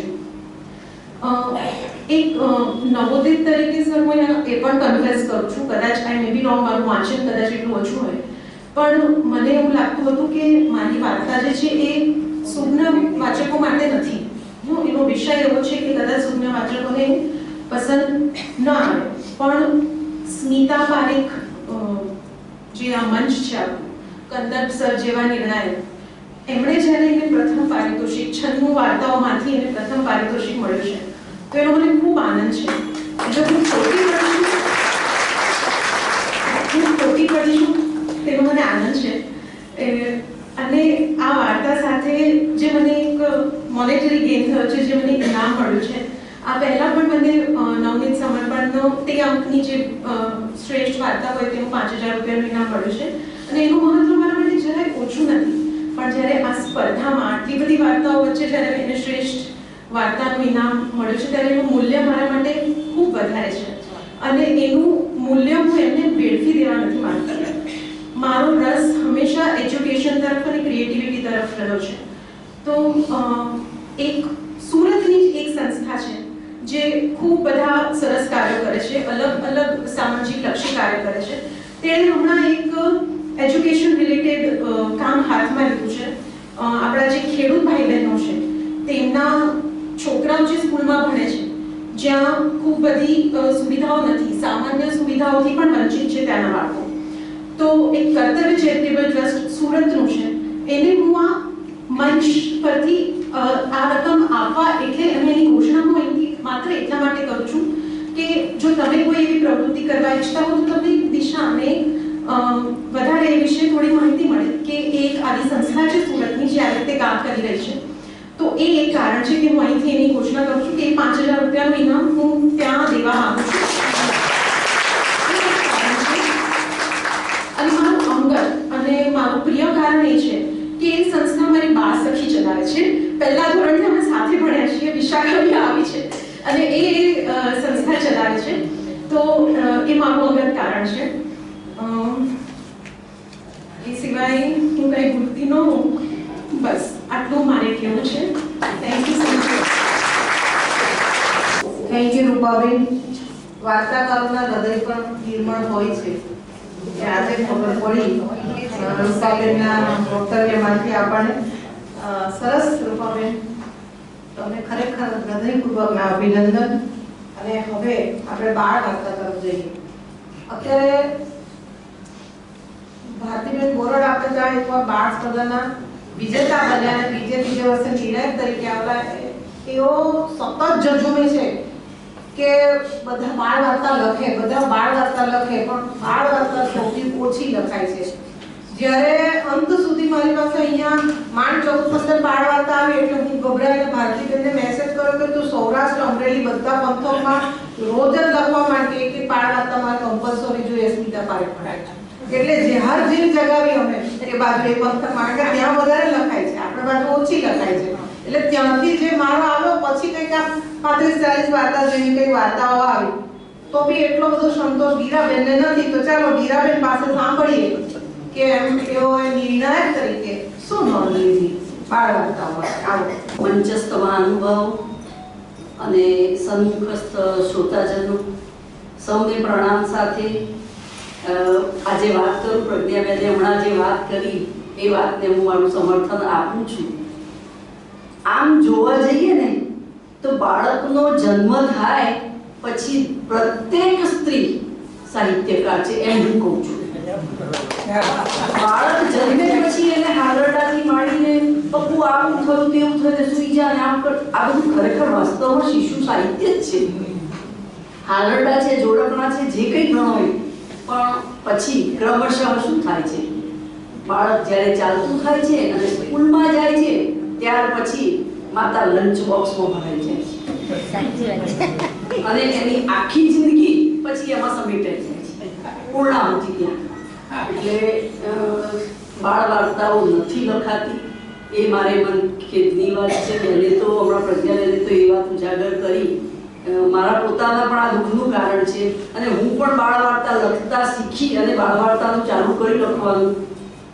એ પણ વોલ્ટ ડિઝનીએ કહ્યું છે કે 1 લાખ ધર્મોપદેશકો કરતા જગતના કુતૂહલ પ્રેમી બાળકોને ગમ્મત સાથે જ્ઞાન મળે એના જેવો મોટો ધર્મ આ દુનિયામાં નથી. એટલે હું તો એમ કહું છું કે કેમ ખરેખર બાળ સાહિત્ય તો બહેનોએ જ ઉપાડવાનું છે, પણ બહેનો કેમ નથી લખતી એ પણ અત્યારે ચર્ચાનો વિષય નથી. પણ અત્યારે જે મારે જે બોલવાનું છે એ વાત ઉપર હું ન્યાય આપીશ કે સ્મિતા પારેખ સ્પર્ધા 2025માં કુલ 36 બાળ વાર્તાઓ આવી અને ઘણા નિર્ણાયકોના મુખ્ય સાંભળ્યું છે આજ સુધી કે નિર્ણય કરવો અને નિર્ણય આપવો જે નિર્ણાયકની ભૂમિકા છે એ કપરી છે, પણ મારે માટે એ કપરી નથી. અને દુઃખની વાત છે કે એવી સારી વાર્તાઓ મને ન મળી. એ મેં પ્રજ્ઞાબેનની વખતે વાત કરી કે મેં ખરેખર આ દુઃખની બાબત છે, પણ નિર્ણાયક તરીકે જે મારે નિર્ણય આપવો છે એ હું અત્યારે વાત કરીશ. પ્રથમ ક્રમે આવેલી બાળ વાર્તા લાલ ફ્રોક અન્ય બાળ વાર્તાઓ કરતા કેમ અલગ વાત લઈને આવી છે એ વાત કરી છે કે બાળક એની બુદ્ધિ શક્તિ મુજબ કપડાં પહેરે છે એવું નથી, એમને ગમતા રંગના કપડાં પહેરવા વધુ ગમે છે ને જે એમાં જો ગમતા રંગોના કપડાં પહેર્યા પછી એની કોઈ પ્રશંસા કરે કે કોઈ નંબર આવે તો એને જે તે કલરના કપડાં પહેરવાનો એ ખાસ આગ્રહ રાખે છે. પરંતુ માત્ર ગમતા પોશાક કે એના રંગો સફળતા અપાવતા નથી. રંગોનું મહત્વ હોય પણ જે તે હરીફાઈ કે પરીક્ષામાં તો મહેનત જ રંગ લાવે છે. આમ મહેનતનો મહિમા બાળ મનમાં ઠસાવીને દરેક રંગના કપડાં પહેરવાની શીખ આ વાર્તા દ્વારા મળે છે. બાળ વાર્તામાં આવતા જોડકણામાં અંત્યાનુપ્રાસ કઠે છે જરૂર, પણ એકંદરે સારી બાળ વાર્તા છે. રંગોનું મહત્વ આ વાર્તામાં ફળો દ્વારા પણ કહેવામાં આવ્યું છે. મધુરેણ સમાપનની જેમ રંગો તો લાલ, પીળા ને વાદળી, લીલા, કાળા, ધોળા, પણ એ સૌ રૂપાળા જેવા અંત સુખદ અંત સાથે આ બાળ વાર્તા સીધી શીખ આપતી નથી. કારણ કે બાળકને સીધી શીખ મોટાઓને પણ ક્યાં ગમે છે? આ તો બાળકની વાત છે, મોટાઓને પણ નથી ગમતો ઉપદેશ તો બાળક છે. હવે ક્રમશઃ થોડી વાર્તાઓની હું વાત કરી લઉં. બીજા ક્રમે આવતી, આમ તો ઘડિયાળ દોડે છે બેન, હું મારો સમય વધારે નહીં. બીજા ક્રમે આવતી બાળ વાર્તા છે મેઘધનુષ્ય. અહીં લેખક કે લેખિકા કેમ માર ખાઈ જાય છે તેની પણ વાત કરવી જોઈએ. સ્પર્ધામાં મોકલવામાં આવતી વાર્તા A4 સાઈઝની એક બાજુએ જ લખાય. આ પણ યાદ રાખવા જેવા નિર્ણયો છે, એના એ છે નિયમો. લાંબા વાક્યો તો બાળ વાર્તામાં ન જ હોવા જોઈએ. અઘરા શબ્દો બને ત્યાં સુધી ન મૂકવા જોઈએ. હવે ગામ ગપાટા જેવા શબ્દો આરંભે જ બાળક શું વિચારે? બાકી સુરત દાદાના પત્ની રાંદલમાં ને એમની 7 બહેનપણીની વાત પણ સારી છે. અને તે પછી ત્રીજો નંબર છે જાદુ કોણે કર્યું. એ વાર્તા પણ એકંદરે સારી છે. પાડોશમાં સામસામે રહેતા બાળકો એકબીજાને બોલાવવા, વાત કરવા કે મિત્રતા કરવાને માટે ઉત્સુક હોય છે. તે વાર્તા સારી છે. અત્યારના ફ્લેટોની દુનિયામાં બાળકોનું ચિત્રણ છે, પરંતુ ભાષા બાળભોગ્ય નથી. વાક્યો ચોટદાર નથી. આરંભ, વાર્તાનો ઉગાડ બાળકને સ્પર્શે તેવો હોવો જોઈએ. તેની ખોટ અવશ્ય વર્તાય. હવે માતેમાં વાર્તાનું શીર્ષક જ નિબંધ જેવું લાગે છે. ચોથા ક્રમે આવતી વાર્તામાં વાર્તાનું શીર્ષક છે કે નિબંધ જેવું લાગે. એકલા ન ખવાય જેવી સારી શીખ અને સંદેશ તો છે, પણ આગળ જતા આખો પેરેગ્રાફ છે ને એ શિખામણો જ આપે છે. એટલે શિખામણ તો કોઈને ન ગમે તો બાળક તો સ્વીકારે જ નહીં. લેખકે માહિતી આપવી છે તો ટુકડે ટુકડે સંવાદના રૂપમાં આપવી. આમ આખું પેરેગ્રાફ શિખામણથી ન ભરી દેવાય. હવે કુલ 36 બાળ વાર્તાઓમાં ઉભીને આંખે વળગે તેવી વાત ન મળી, તેથી દુઃખ થયું. આપણા સાહિત્યને બચાવવું હશે તો બાળ વાર્તા કેમ લખાય તેના તાલીમ વર્ગો ચલાવવા પડશે. કારણ કે આપણું બાળક આજે વાંચશે તો કાલે મોટું થઈને એ વાંચવા ઉત્સુક થશે. નહીતર એની આદત નહીં હોય તો સમગ્ર સાહિત્ય રજળી પડશે. ને સાહિત્ય આપણને સંસ્કાર આપે છે, શિક્ષણ આપે છે, સમજ આપે છે ને આનંદ પણ. જીવન જીવવાના ઉત્તમ પરિબળો જો મેળવવા ઈચ્છતા હોય તો વાંચન જેવું શ્રેષ્ઠ માધ્યમ બીજું કંઈ નથી. એ નિર્વિવાદ સત્ય છે જે સ્વીકારવું જોઈએ. હવે આવેલી બાળ વાર્તાઓમાં લેખકો કેવી ભૂલ કરે છે તે પણ કેવું છે કે ચિત્ર સાથે વાર્તાઓ મૂકી છે. હવે સ્પર્ધાના નિયમોને તો યાદ કરવા જ પડે અને મોબાઈલમાંથી મુક્તિ આધુનિક સંદર્ભે સારી વાર્તા છે, પણ એમાં તેઓ ધીમે ધીમે વાક્ય છે સાંભળવા જેવું છે, તેઓ ધીમે ધીમે ચપટીમાં ત્યાં પહોંચ્યા. હવે આ આને શું સમજવું મારે? ધીમે ધીમે ચપટીમાં ત્યાં પહોંચ્યા. વાહ, મેં કીધું આ હસવાના રાહ. વાર્તાનો વિષય સારો પણ બાળ વાર્તા સ્વરૂપે માર ખાય. આમ વાર્તાઓ એકંદરે મને જે લાગ્યું એ પ્રમાણે હું કહું કે સ્પર્ધા એટલે સ્પર્ધા, કોઈ પણ પ્રકારની નિશાની કે ફોટા તો ન જોવા જોઈએ. અને વાર્તાના પ્રારંભે કેમ છો મિત્રો, બાળ મિત્રો, મજામાં ને આવું બધું ન હોય. એટલે એ પણ વિચારવું. બે વાર્તાઓ માતે માં સહકારનો હેતુ, એવી બધી સુખની ચાવી, સ્વાવલંબન, આવી બધી વાર્તાઓ છે ને શિક્ષકો બાળકો વાંચવાનું જ મૂકી દે. એટલે આમ કહેવું હોય તો બાળ વાર્તા એ બાળકના મનનો ખોરાક છે. બાળ વાર્તા સાંભળ્યા વાંચ્યા વિનાનો બાળક સંપૂર્ણપણે નાક છે અને બાળકના સર્વાંગી વિકાસ માટે વાર્તા એ જ હરિયાળો પાક છે. અસ્તુ. ખૂબ સરસ દીરાબેન, આપે બહુ જ બારીકાઈથી બાળ વાર્તા ઉપર ફોકસ કર્યું અને સરસ માહિતી આપી.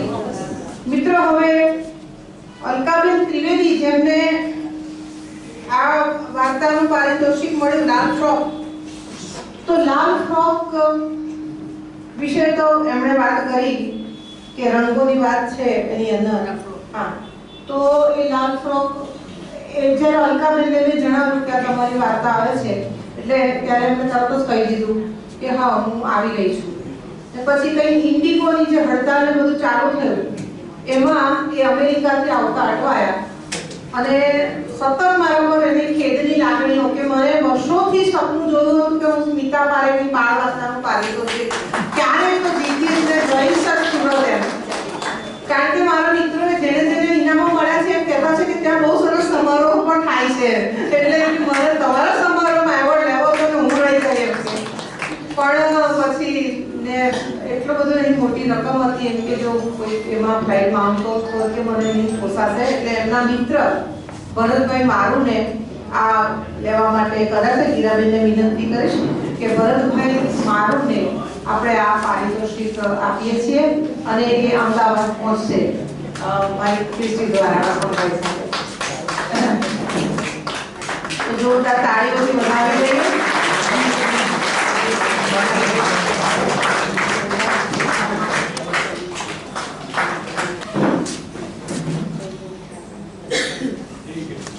ભરતભાઈ મારું કેતનમૂર્તિ વાર્તા સ્પર્ધામાં વિજેતા છે, રાઈટ ને? તો ભરત મારું પણ બહુ સુંદર કાર્ય સાહિત્ય ક્ષેત્રે કરી રહ્યા છે અને ઉભરતા સાહિત્યકારોમાંના એક છે. તો ભરતભાઈ મારું આપનો પણ ખૂબ ખૂબ આભાર. પ્રમુખ શ્રી પ્રજ્ઞાબેન હાલના જે અમારા પ્રમુખ છે જે આવી નથી શક્યા, એમનો એક મેસેજ છે કે હું આવી નથી શકી પણ આ સમારોહ અને આ સંસ્થાની જે પ્રવૃત્તિ થઈ રહી છે એ સાહિત્યિક પ્રવૃત્તિઓ બસ આ જ રીતે સરસ રીતે થતી રહે એવી અભ્યર્થના શુભેચ્છાઓ મોકલું છે એમણે લખ્યું છે.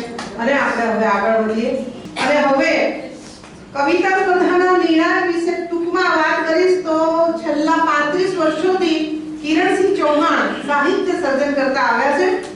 કવિ છે, ઉત્તમ લેખક, કવિ, ગાયક અને એન્કર તરીકે, સંચાલક તરીકે એમની ખૂબ જ ગુજરાતભર અને ગુજરાતની બહાર એમની પ્રસિદ્ધિ આપણે જાણીએ છીએ. ફેસબુક ખોલો તો પહેલા તમને કિરણસિંહભાઈ દેખાશે. એમનો એક ગઝલ સંગ્રહ છે અને 3 ગઝલ સંગ્રહો એમણે સરસ મજાના 4 પુસ્તકો આપણને આપ્યા છે. એ સિવાય સંપાદિત પુસ્તકો એમણે પ્રકાશન એક સમયે પ્રકાશન પણ કરતા હતા. એ બહુ સારા શિક્ષક હતા.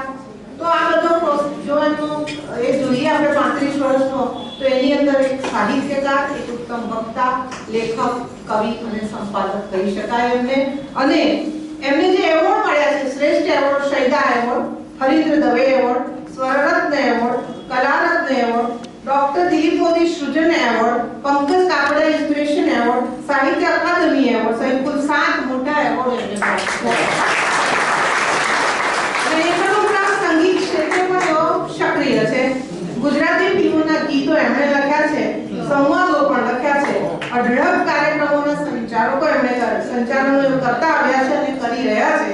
મનહર ઉદાસ જેવા પ્રસિદ્ધ ગાયકે એમની બે ગઝલો પણ ગાઈ છે. એવા કિરણસિંહભાઈ, ચાલો આપણે સન્માન કરીએ. આવો. તો કિરણસિંહભાઈનું સન્માન આરતીબેન ચોખા નથી આવ્યા. ચલાવો હું કરું.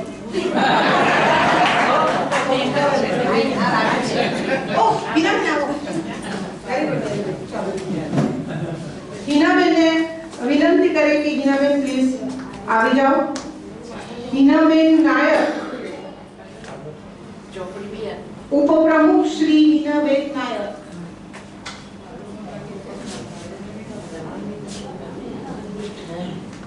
આપણા આ ઉપક્રમ શ્રી હિનાબેન નાયક સારા કાર્યો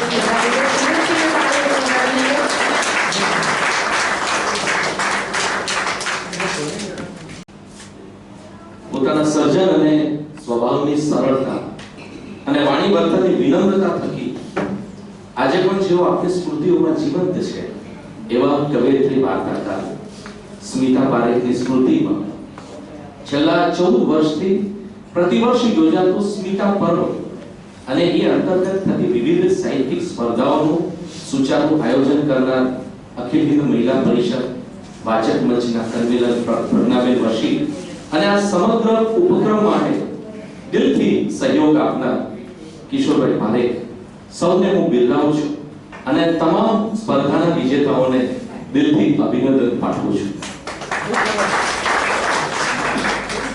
સ્પર્ધામાં આવેલ 97 કાવ્યોમાંથી પસાર થવું મને ગમ્યું. વિજેતા જાહેર કરવાનું કામ સરળ નહોતું. બધી નહીં તોય 7-8 રચનાઓ તો આપણને મૂંઝવે છે, એવું આમાં પણ થયું છે. મને જે ફાઇલ આપવામાં આવી હતી એમાં માત્ર કૃતિ જ હતી, એમાં કવિઓના નામ નહોતા. આયોજક સંસ્થાની આ નીતિ મને ગમી, કારણ કે એનાથી ગોપનીયતા તો જળવાય જ, પરિણામ બિલકુલ તટસ્થ આવે. રચના કોની છે એ ખબર જ ન હોય ત્યારે રચના માણવાની અને પ્રમાણવાની મજા જ કંઈ ઓર હોય છે. આ 97 રચનાઓમાંથી કેટલીક નોંધપાત્ર રચનાઓ મળી છે એનો આનંદ છે. એ રચનાઓ વિશે ટૂંકમાં વાત કરીશ. એક કાવ્ય મને જે ખૂબ ગમ્યું, એ સરસ મજાનું ગીત છે. વૃક્ષને ફૂટી પાંખો, વૃક્ષને ફૂટી પાંખો, સચરાચરમાં ઘૂંઘવા લાગ્યું વિસ્મિત સૌની આંખો. વૃક્ષને ફૂટી પાંખો એટલે આમાં વૃક્ષને પાંખો ફૂટવા જેવી નવીન કલ્પના કરીને કવિએ આ ગીતને આસ્વાદ્ય બનાવ્યું છે. આખા ગીતમાં એ જ કલ્પનાને એમણે સુંદર રીતે આગળ વધારી છે. એક ગઝલ પણ ખૂબ નોંધપાત્ર લાગી, જેનો મતલબ આ પ્રમાણે છે કે મારી સચેત આંખે કંઈ તરવરી શકે છે, મારી સચેત આંખે કંઈ તરવરી શકે છે, એ શક્યતાના આભે સપનું ધરી શકે છે. હામ હલેસા શીર્ષક હેઠળ એક પ્રેરણાદાયી ગીત પણ મને ગમ્યું કે તમે તમારા હામ હલેસા, તમે તમારા હામ હલેસા, તમે તમારી હોડી, પીડાને પડકારો આપો, જુદ્ધે જીવને જોડી. અહીં સુંદર લય પણ જળવાયો છે. બીજી એક ગઝલના 2 શેર મને ખૂબ ગમ્યા કે પ્રણય આપણો એ ટકાવી રહ્યો છે, પ્રણય આપણો એ ટકાવી રહ્યો છે, ભરોસો કર્યો છે એ સ્થાયી રહ્યો છે.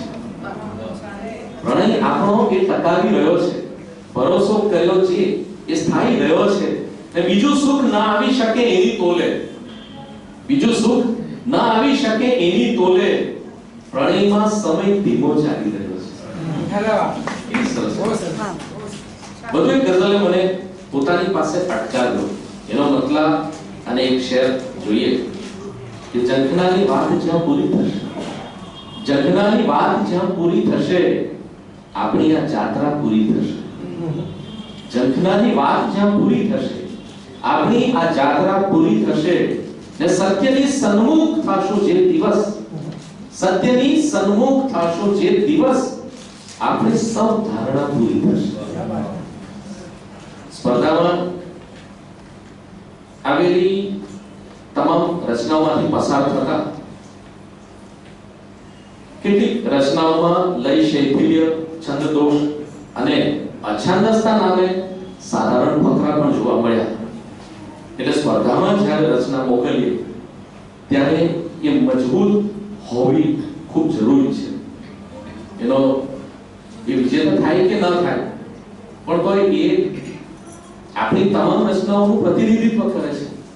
એટલા માટે એ રચના મજબૂત હોવી જરૂરી છે. એટલે સ્પર્ધામાં કંઈ પણ મોકલી તો એ ન ચાલે. એટલે એનું ધ્યાન સ્પર્ધકે ખાસ રાખવું જોઈએ. હવે હું સ્પર્ધામાં વિજેતા થયેલ કૃતિ વિશે વાત કરીશ. ગીત રચના છે, શીર્ષક છે આંખોમાં કર્ફ્યુ. કર્ફ્યુ હોય ત્યાં સન્નાટો હોય. કર્ફ્યુ હોય ત્યારે કોઈ બહાર નીકળવાની હિંમત જ નહીં કરે. આંખો ક્યારેક ગજા બહારના સપના જોવાની ભૂલ કરી બેસે છે, પણ કોઈ એ સાંખી નથી શકતું અને એ સપના પર જ હુમલો કરીને એનો નાશ કરી દે છે. એટલે બીજું સપનું બહાર આવવાની હિંમત જ નથી કરતું અને આંખોમાં કર્ફ્યુ જેવો માહોલ થઈ જાય છે. એનું મોકલું છે કેટલું કે સંજોગો ટોળા થઈ આવ્યા ને સ્વપ્નોને મારીને હુલ્લડ જે સર્જ્યું. સંજોગો ટોળા થઈ આવ્યા ને સ્વપ્નોને મારીને હુલ્લડ જે સર્જ્યું, ત્યારથી છે આંખોમાં કર્ફ્યુ. મોકલું જરાય મુખરિત ન થાય એ રીતે કવિએ કામ કર્યું છે. સામાજિક કે આર્થિક અસમાનતાને કારણે એક પ્રેમી યુગલનો સંબંધ સમાજ સ્વીકારતો નથી અને કાં તો એની હત્યા કરવા સુધીની નીચ હરકત કરી બેસે અથવા એને છૂટા પાડીને એકબીજાના વિરહમાં નરક જેવી જિંદગી જીવવા મજબૂર કરી દે, એ વેદનાનો હૃદયદ્રાવક ચિતાર આ ગીતમાં રજૂ થાય છે. પ્રેમનો માર્ગ જોખમોથી ભરેલો માર્ગ હોય છે. કવિ અહીં પ્રેમના માર્ગ માટે શબ્દ આપે છે હૈયાનો માર્ગ. હૈયાના માર્ગ પર હાથો હાથ એવા કાંડા કપાયેલા રજડે. હૈયાના માર્ગ પર હાથમાં હો હાથ એવા કાંડા કપાયેલા રજડે. સગપણના લોહીના સૂકા દબાવ કઈ કેટલાય વેરાયા છે સગડે. ને ઘટનાને આખી દબાવી જ દેવાને કોઈએ પણ કંઈ જ ક્યાં ચર્ચ્યું. ઘટનાને આખી દબાવી જ દેવાને કોઈએ પણ કંઈ જ ક્યાં ચર્ચ્યું, ત્યારથી છે આંખોમાં કર્ફ્યુ.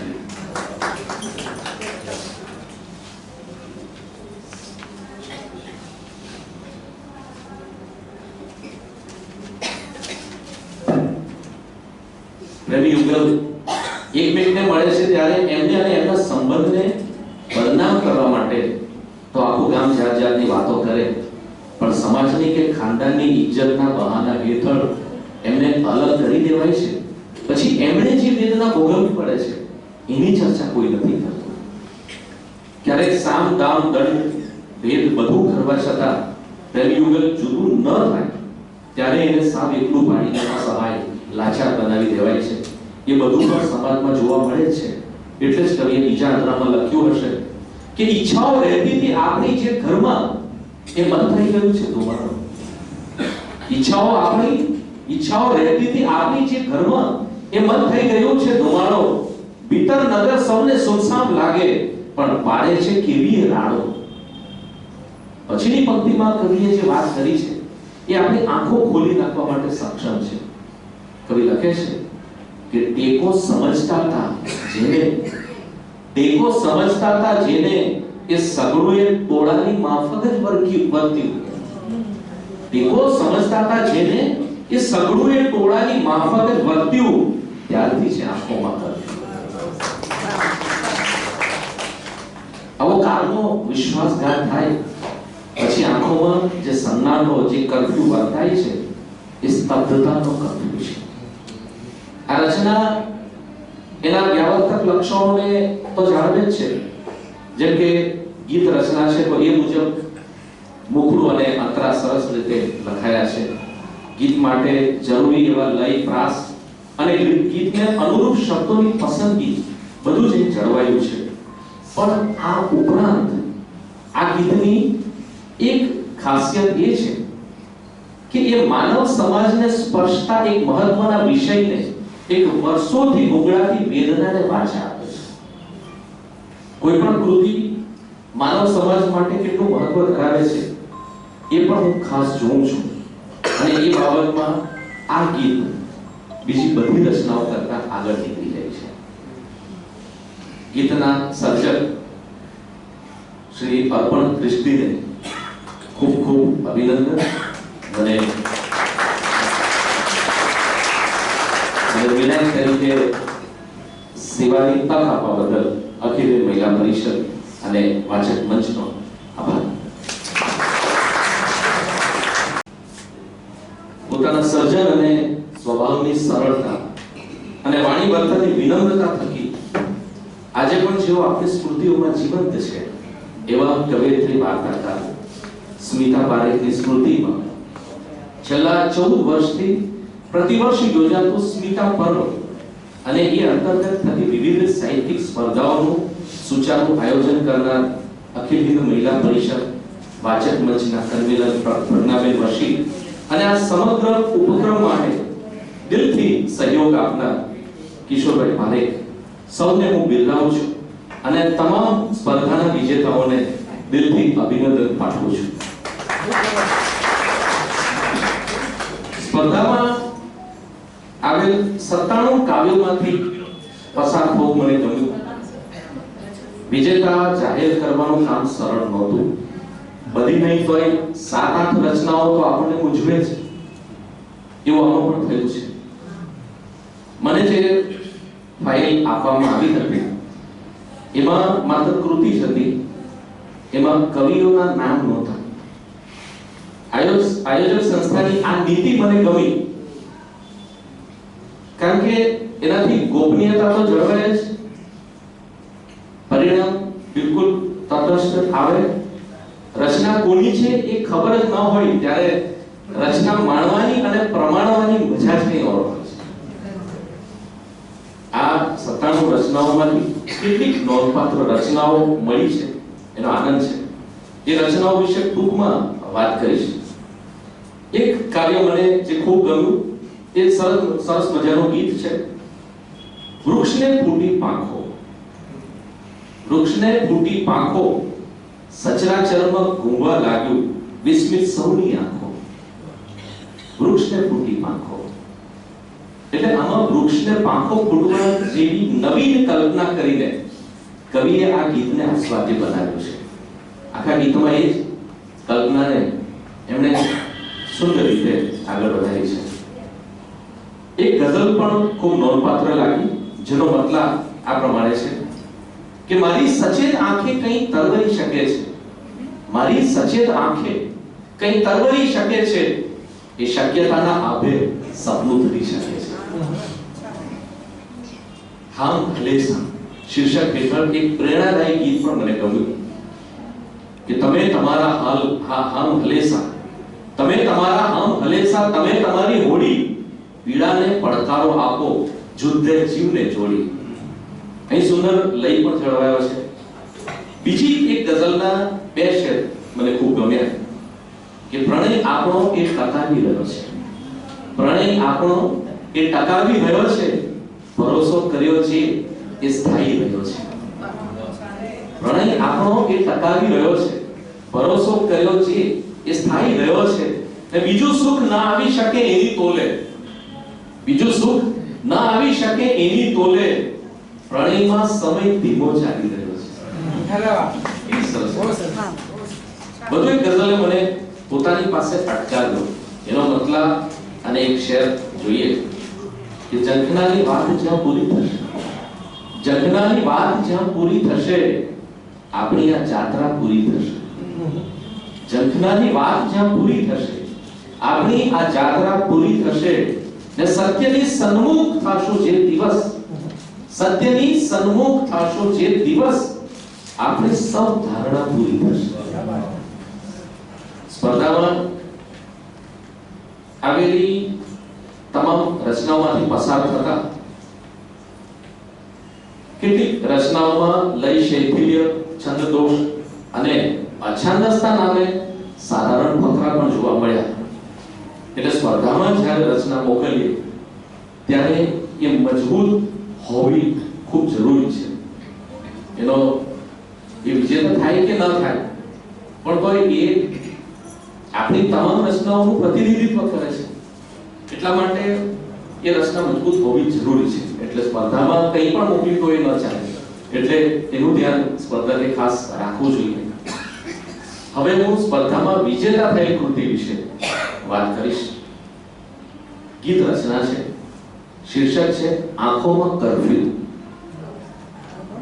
કર્ફ્યુ હોય ત્યાં સન્નાટો હોય. કર્ફ્યુ હોય ત્યારે કોઈ બહાર નીકળવાની હિંમત જ નહીં કરે.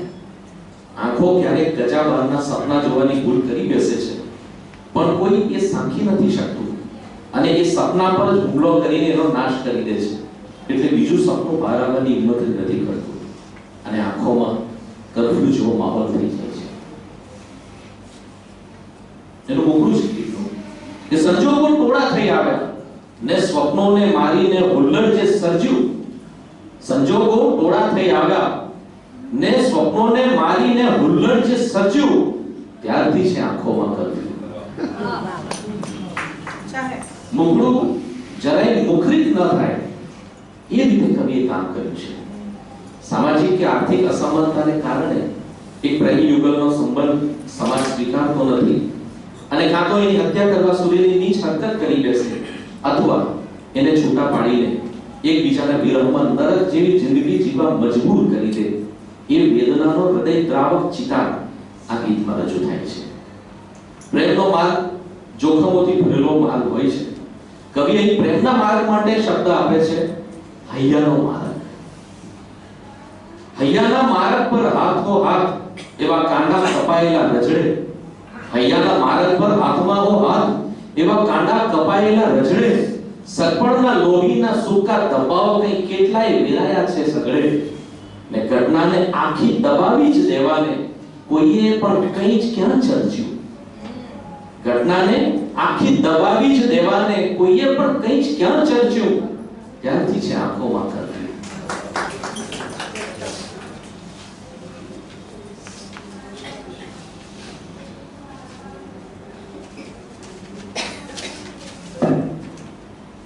પ્રેમી યુગલ એકમેકને મળે છે ત્યારે એમને અને એમના સંબંધને બદનામ કરવા માટે તો આખું ગામ જાત જાતની વાતો કરે, પણ સમાજની કે ખાનદાનની ઇજ્જતના બહાના હેઠળ એમને અલગ કરી દેવાય છે. પછી એમણે જે વેદના ભોગવવી પડે છે એની ચર્ચા કોઈ નથી કરતું. ક્યારેક સામ દામ દંડ ભેદ બધું કરવા છતાં પ્રેમી યુગલ જુદું ન થાય ત્યારે એને સાવ એકલું પાડીને સહાય લાચાર બનાવી દેવાય છે. એ બધું પણ સમાજમાં જોવા મળે છે. એટલે જ કવિએ બીજા અંતરામાં લખ્યું હશે કે ઈચ્છાઓ રહેતી હતી આપણી જે ઘરમાં એ મન થઈ ગયું છે ધોવાણો. ઈચ્છાઓ રહેતી હતી આપણી જે ઘરમાં એ મન થઈ ગયું છે ધોવાણો. ભીતર નગર સૌને સુનસામ લાગે પણ પાડે છે કેવી રાડો. પછીની પંક્તિમાં કવિએ જે વાત કરી છે એ આપણી આંખો ખોલી નાખવા માટે સક્ષમ છે. કવિ લખે છે કે ટેકો સમજતા હતા જેને એ સગડોએ ટોળાની માફક જ વર્ત્યું. ટેકો સમજતા હતા જેને એ સગડોએ ટોળાની માફક જ વર્ત્યું, ત્યારથી છે આંખોમાં કર્ફ્યુ. આવો કાળનો વિશ્વાસઘાત થાય પછી આંખોમાં જે સન્નાટો જે કર્ફ્યુ વર્તાય છે એ સ્તબ્ધતાનો કર્ફ્યુ છે. આ રચના એના વ્યાવર્તક લક્ષણોને તો જાળવે જ છે. જેમ કે ગીત રચના છે તો એ મુજબ મુખડું અને અંતરા સરસ રીતે લખાયા છે. ગીત માટે જરૂરી એવા લય, પ્રાસ અને ગીતને અનુરૂપ શબ્દોની પસંદગી બધું જ જળવાયું છે. પણ આ ઉપરાંત આ ગીતની એક ખાસિયત એ છે કે એ માનવ સમાજને સ્પર્શતા એક મહત્વના વિષયને, એક વર્ષોથી ગુંગળાતી વેદનાને વાચા આપે છે. કોઈ પણ કૃતિ માનવ સમાજ માટે કેટલું મહત્વ ધરાવે છે એ પણ હું ખાસ જોઉં છું અને એ બાબતમાં આ ગીત બીજી બધી રચનાઓ કરતા આગળ નીકળી જાય છે. ગીતના સર્જક શ્રી અર્પણ ક્રિસ્ટીને ખૂબ ખૂબ અભિનંદન. મને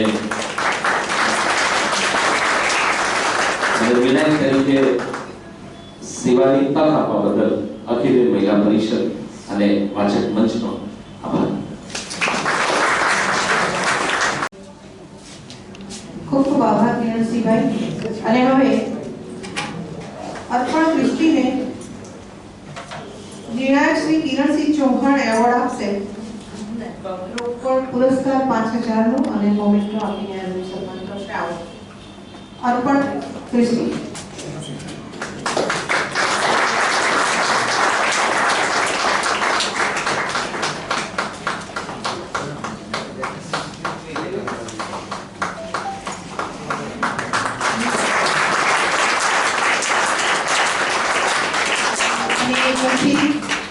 અર્પણભાઈ પોતાનો પ્રતિભાવ આપશે. આદરણીય મહાનુભાવો અને અખિલ મહિલા પરિષદ ભરૂચ સુરત શાખાનો સૌપ્રથમ ખૂબ ખૂબ આભાર અને તમામ હાજર શ્રોતાઓનો ખૂબ આભાર.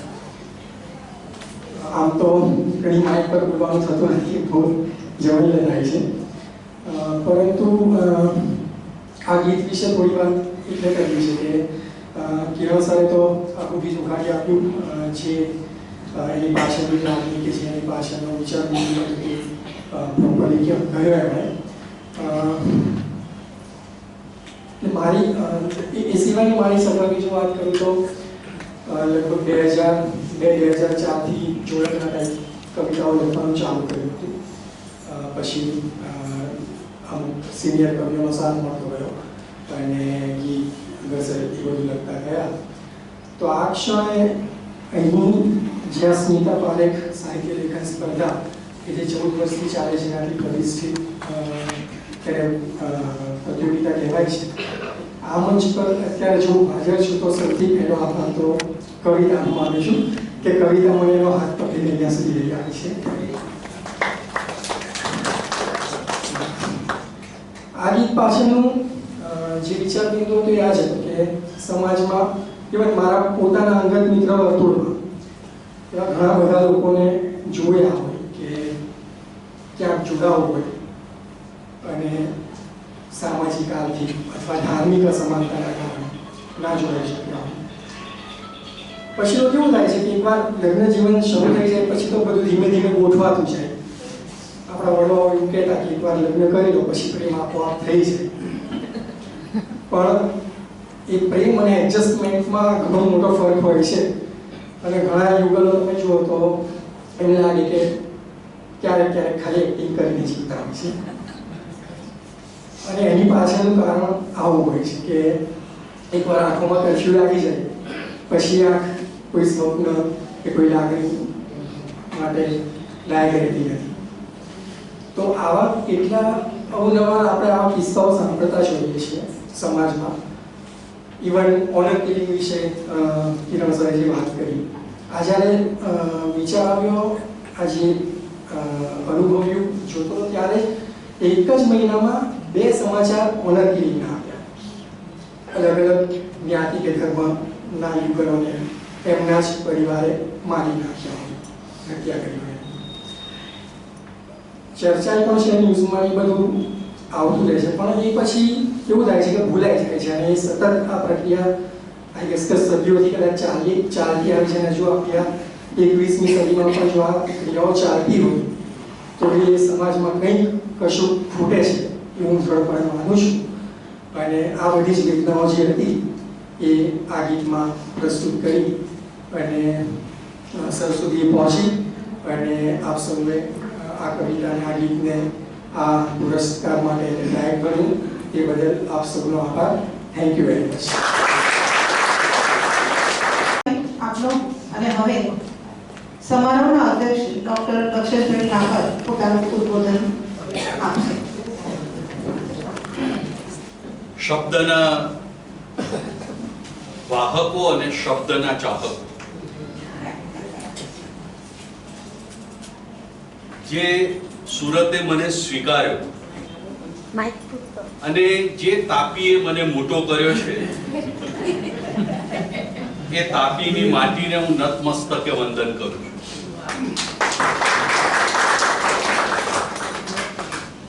હું જે નિમિત્તે આપણે એક છત નીચે ભેગા થયા છીએ એ સ્મિતાબેનની ચેતનાને વંદન કરું છું. ક્યાંક અસ્મિતા પર્વ ચાલે છે તો ક્યાંક સ્મિતા પર્વ ચાલે છે.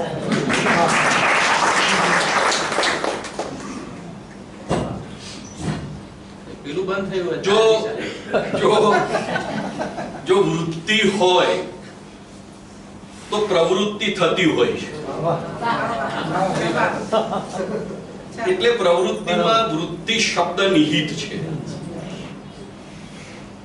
તો આવી પ્રવૃત્તિઓને જીવંત જોઈને જીવ બહુ રાજી થાય એ બહુ સ્વાભાવિક છે.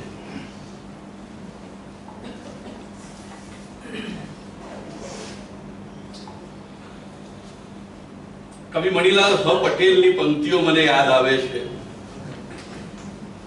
કે શબ્દ વિના હું અંધ છું ને શબ્દ વિના હું ચૂપ, કે શબ્દ વિના હું અંધ છું ને શબ્દ વિના હું ચૂપ ને શબ્દ વિનાનું આયખું જાણે ખાલી કૂપ. જો આપણી પાસેથી શબ્દ છીનવાઈ જાય તો મને લાગે છે કે પછી કશું આપણી પાસે બચતું હોતું નથી. અને એટલા માટે માં સરસ્વતીને પણ વંદન કરું છું કે એણે આપણને સૌને ભેગા કર્યા છે. હું પ્રજ્ઞાબેનનો આભારી છું કે મહિલા યુનિવર્સિટીના મહિલા કુલપતિ વિશે એમણે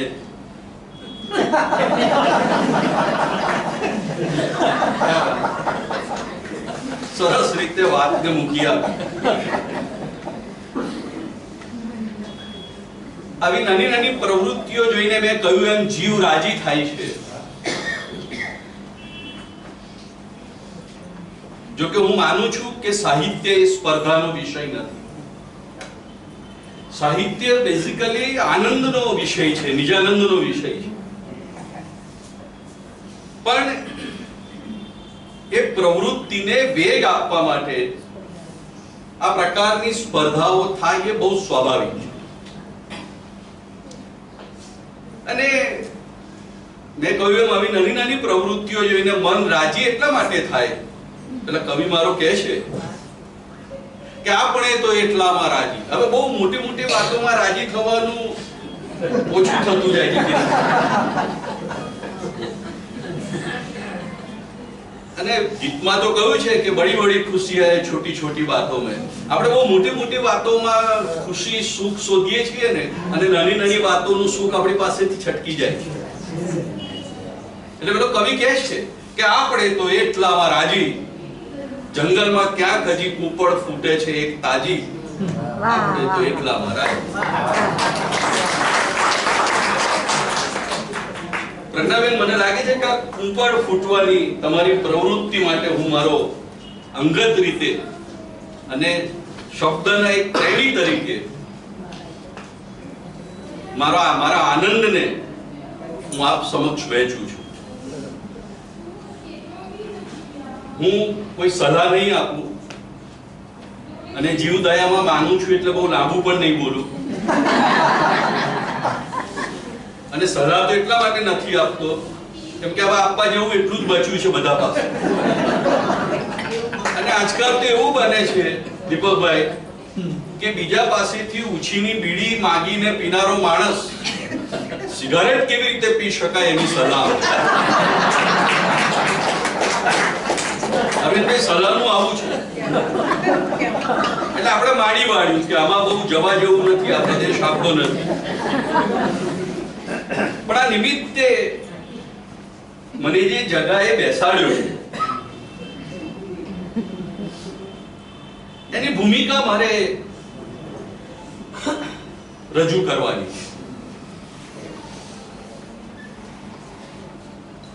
નામ, માન, સન્માન આ બધી બહુ પૂરી બલા છે. મારી ભૂમિકામાં જો આ વાક્ય ન કહું તો કિરણસિંહ મને આમ કશી ઓછપ લાગે. અભિનંદન આપું છું જેમને સ્પર્ધામાં ઇનામો મળ્યા છે, પણ મારી ચેતવણી, ઉંમરમાં તો મોટો છું જ. અબુદ્દીનભાઈ કહે ને કે આમ લાયકાતમાં શું તો કે ઉંમર લાયક. તો એ સ્વીકારો.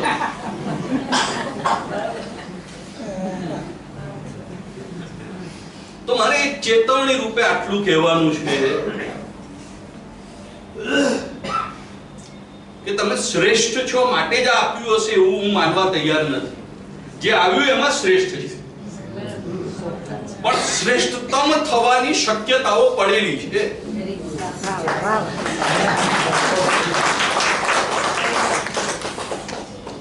આ ઇનામો એટલે આપ્યા છે કે શક્યતાઓ તમારી અંદર જોઈ છે કે આવતીકાલ તમારી વધારે રડિયાત બને, અને તમારી નહીં ગુજરાતી ભાષાની આવતીકાલ રડિયાત બને, એટલા માટે તમને બધાને આ ઇનામો આપવામાં આવ્યા છે. મેં એટલા માટે કહ્યું કે પ્રશંસા બહુ બુરી બલા છે. રવિન્દ્રનાથ ટાગોરની એક નાની વાર્તા મને યાદ આવે છે. ટાગોર એમાં લખે છે કે એક વાર્તા નાયક છે અને એ બેઠો બેઠો સાંકળ ગૂંથે છે, અને જેમ જેમ સાંકળને ગૂંથતો જાય છે એમ એમ વાર્તા નાયક પોતે ગૂંથાતો જાય છે. આ બહુ સાંકેતિક વાત છે, બહુ સાંકેતિક વાત છે. આના વિશે જ એકાદ કલાક બોલી શકાય, આપણે બોલવાનું નથી. પણ જો વાત કરવાની હોય તો એક નાની ઘટના વિશે, એક નાની વાર્તા વિશે ખૂબ વિસ્તારથી વાત થઈ શકે. આ સાહિત્યની જે પ્રવૃત્તિ છે, આ જે કળાની પ્રવૃત્તિ છે, મને બહુ ગમતું મારું વાક્ય છે અને બહુ જ વખત છાપાઓમાં આવ્યું છે, કેમ કે અનેક વખત બોલું એટલે છાપાવાળાને ગમી જાય અને અમને ખબર હોવી જોઈએ કે છાપાને શું ગમશે, કેમ કે અમે એવી જગ્યાએ બેઠેલા. હેડલાઇન શું બનાવવાની મેં તો છાપામાં કામ કર્યું, 7 વર્ષ પત્રકાર તરીકે કામ કર્યું છે, એટલે હેડલાઇન તૈયાર કરીને જ જઈએ. એટલે હું પહેલું કળાની વાત આવે ત્યારે શબ્દ રમત હોય તો શબ્દ રમત સુરેશભાઈની જેમ, પણ હું હંમેશા કહેતો હોઉં છું કે કળાની જે પ્રવૃત્તિ છે, આપણે આર્ટ કહીએ છીએ કળાને, આ આર્ટનો સંબંધ હાર્ટ સાથે છે. ભલે આ શબ્દ રમત છે, આઈ નો વેરી, પણ ક્યારેક શબ્દ રમતની પાછળ પણ પડદાની આગળ જેમ મજા ને, બધા ગામડા ગામમાં ઉછરેલા આપણામાંથી ઘણા બધા, હું તો પંચમહાલ એકદમ આદિવાસી ગામ, 20, 22, 25 ઘરની વસ્તી વાળું ટેકરા ઉપર બસેલું એક ગામ, ગાય ભાભરે વાછરડાઓને રમાડતા બચપણમાં અમે લોકો. અને અમને ખબર છે કે અમારે ત્યાં નાયક લોકો, ખાસ કરીને ઉત્તર ગુજરાતના, એ પેલા ખેલ કરવા માટે આવે, આ રામાયણ ને બધું, મહાભારત ને બધું ભજવવા માટે આવે, ભવાઈ કરવા માટે, ભવાઈના વેશ કરવા માટે. જયશંકર સુંદરી ની જમાતના લોકો, એની નાતના લોકો, જમાત શબ્દ બરોબર નથી પણ એની નાતના લોકો ત્યાં આગળ આવે અને એ ભવાઈ ભજવતા તો ઘણીવાર બધા આગળ બેસીને જુએ.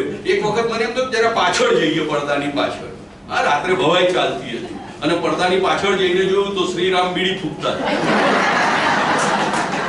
પાત્રમાં જે માણસ હતો એ પાછળ બેઠો બેઠો ત્યાંથી ઈશ્વરની શ્રદ્ધા ઉઠી ગઈ. એ જોઈને ઉઠી ગઈ કે રામ યાર બીડી પીવે તો કઈ બહુ આટલા બધા લોકો એને પૂજે છે, એ વાતમાં કઈ બહુ મજા નથી પડતી. તો પડદા પાછળની મારે તમને જે ઝીણી નાની વાત કરવી છે એ કરવી છે કે મિત્રો, ધીરજ જેનો મારામાં અવગુણ છે, જે મારામાં જે નથી તેની હું વાત કરું છું, મારી જાત સાથે તમને વાત કરું છું ત્યારે હું ખરેખર તો મારી જાત સાથે વાત કરું છું. લખવું અને તરત પ્રગટ કરી દેવું. હું એક જ વખત આમ લખ્યું, ફેસબુક પર મૂક્યું, આવ્યું ને 100 કવિતા થઈ નથી કે સંગ્રહ બહાર પાડ્યો નથી. ઉતાવળ એ શબ્દ સાધના માટે નુકસાનકારક છે. ધીરજ, આપણી ગુજરાતીમાં કહેવત છે, ધીરજ ના ફળ મીઠા. એક બેન હતા, તેના ઘરવાળાને રોજ કે ધીરજ ના ફળ મીઠા, ધીરજ ના ફળ મીઠા. પછી એક દિવસ એમ થયું કે તમે બજાર જાઓ છો ને કોઈ કામ માટે તો થોડા ફ્રૂટ લેતા આવજો, ફળ લઈને આવજો. એનો ગયો, પાછો આવ્યો, કેમ કશું લાવે નહીં? તો કે ત્યાં કહ્યું તું ધીરજ ના ફળ મીઠા. આખા 7 માર્કેટમાં ફર્યો પણ ધીરજ ના ફળ માણસ હતો.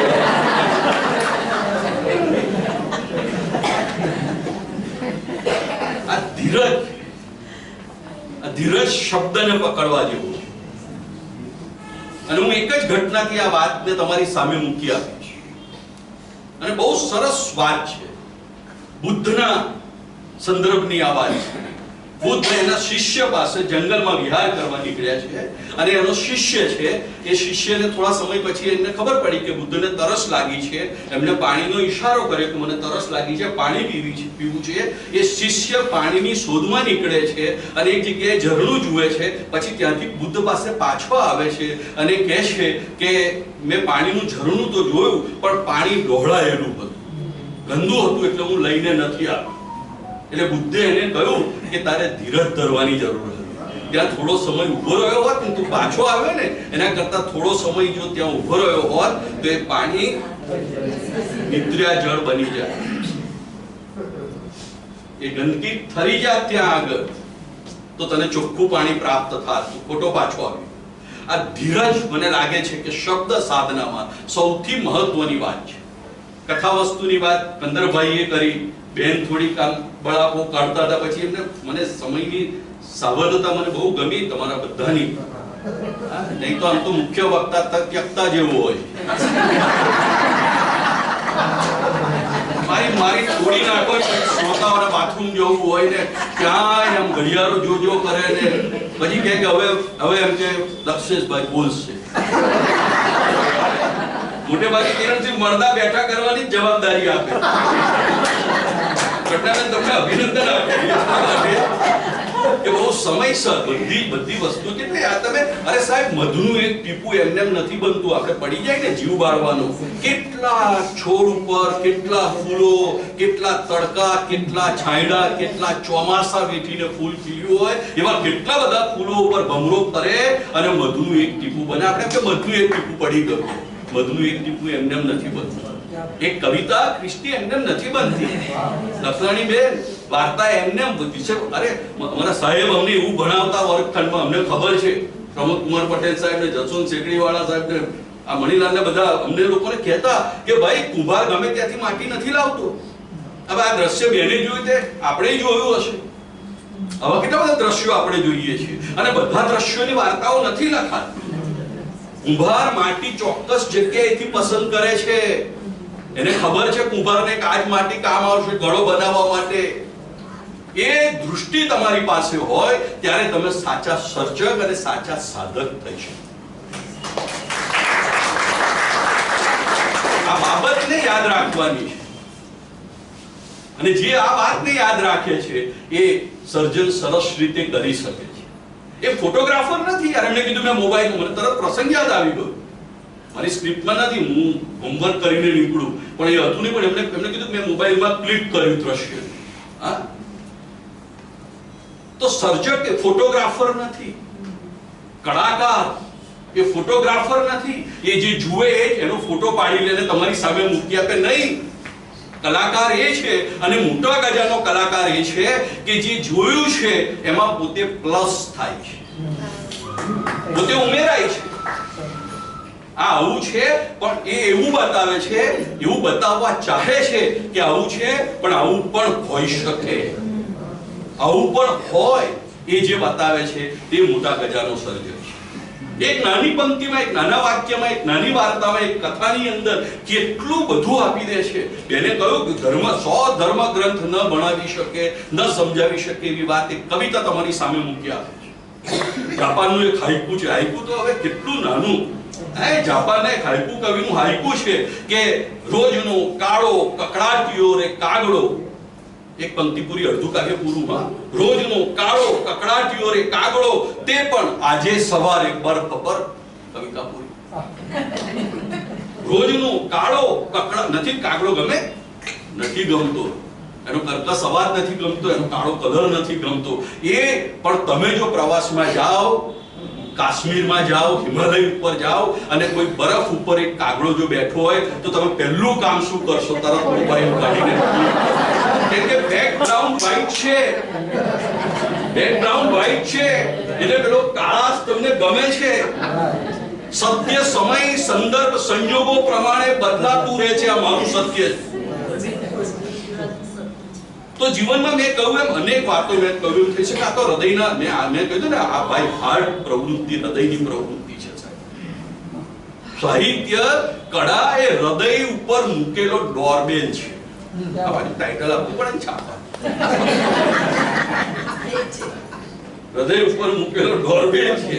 પણ આ બહુ સહેલું નથી સાહેબ. તમે આ પૂછજો, આ કવિતા લખતા અંદર જે વેરાય છે ને માણસ સાહેબ, કિરણસિંહને પૂછો ગઝલ લખે કે કવિતા લખે ત્યારે કેટલા વિશેષ સો થાય છે સાહેબ. જેમ સંતાનને જન્મ આપવામાં પીડા થાય ને એવી પીડાઓ વેઠવી પડે છે.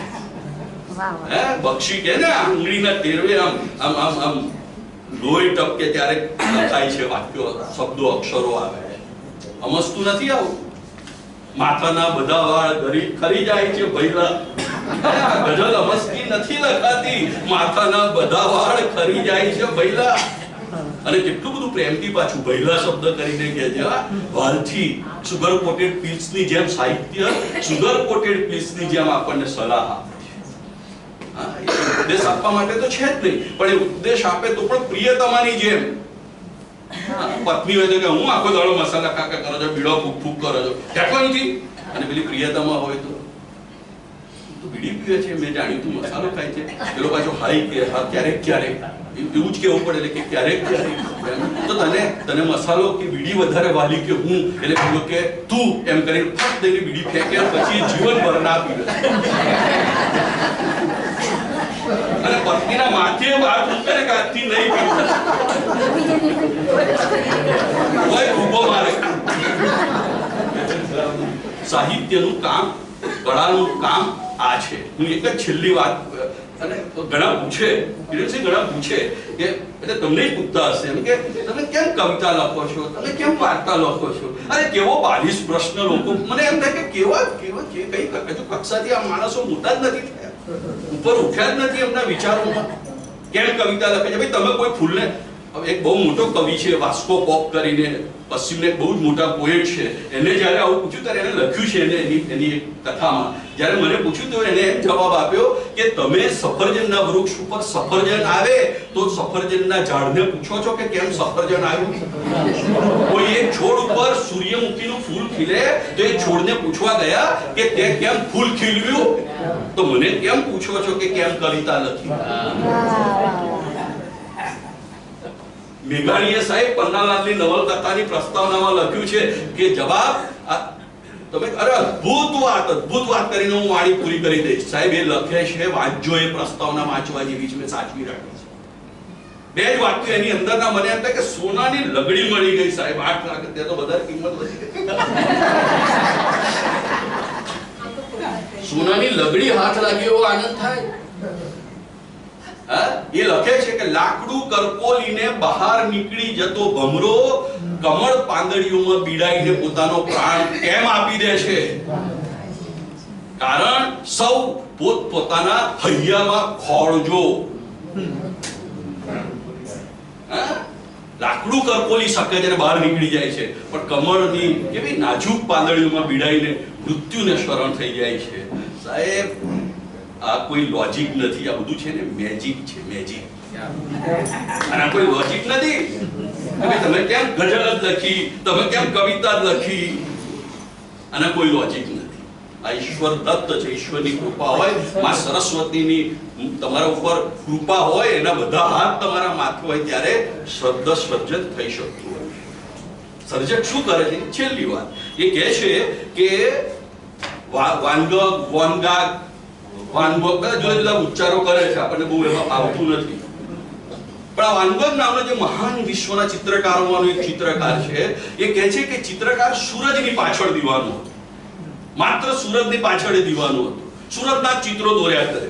અને એ કહે છે એક દિવસ દરિયા કિનારે ગયો, દરિયા કિનારા ઉપર એને કેનવાસ મૂક્યું, રંગો લીધા, હાથમાં પીછી લીધી, સૂરજની સામે કલાકો જોયા કરે, દિવસો જોયા કરે, 5 દિવસ 7 દિવસ 10 દિવસ સૂરજને જોયા, વિચાર્યા કરે. પછી હાથમાં પીછી લઈ પેલા રંગ હોય એમાં સેજ ઝપકોડી બોળી અને પછી એકાદો લસરકો કેનવાસ ઉપર મારે, પાછું સૂરજને તાક્યા કરે, દિવસો સુધી બેસીને રહેતી.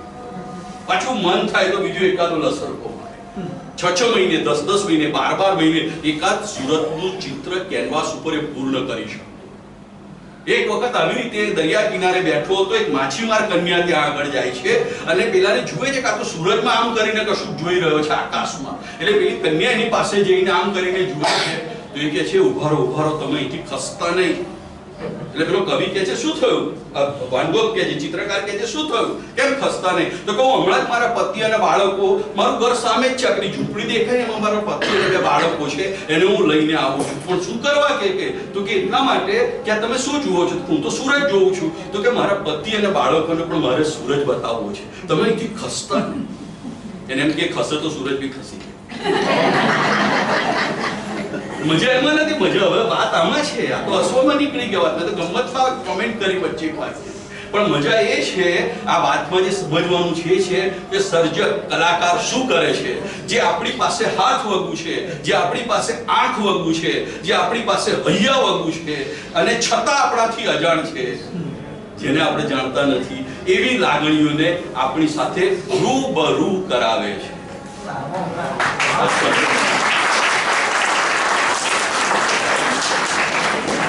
એવા સૌ સર્જકોને ઉન્નત મસ્તકે વંદન કરીને અભિનંદન આપું.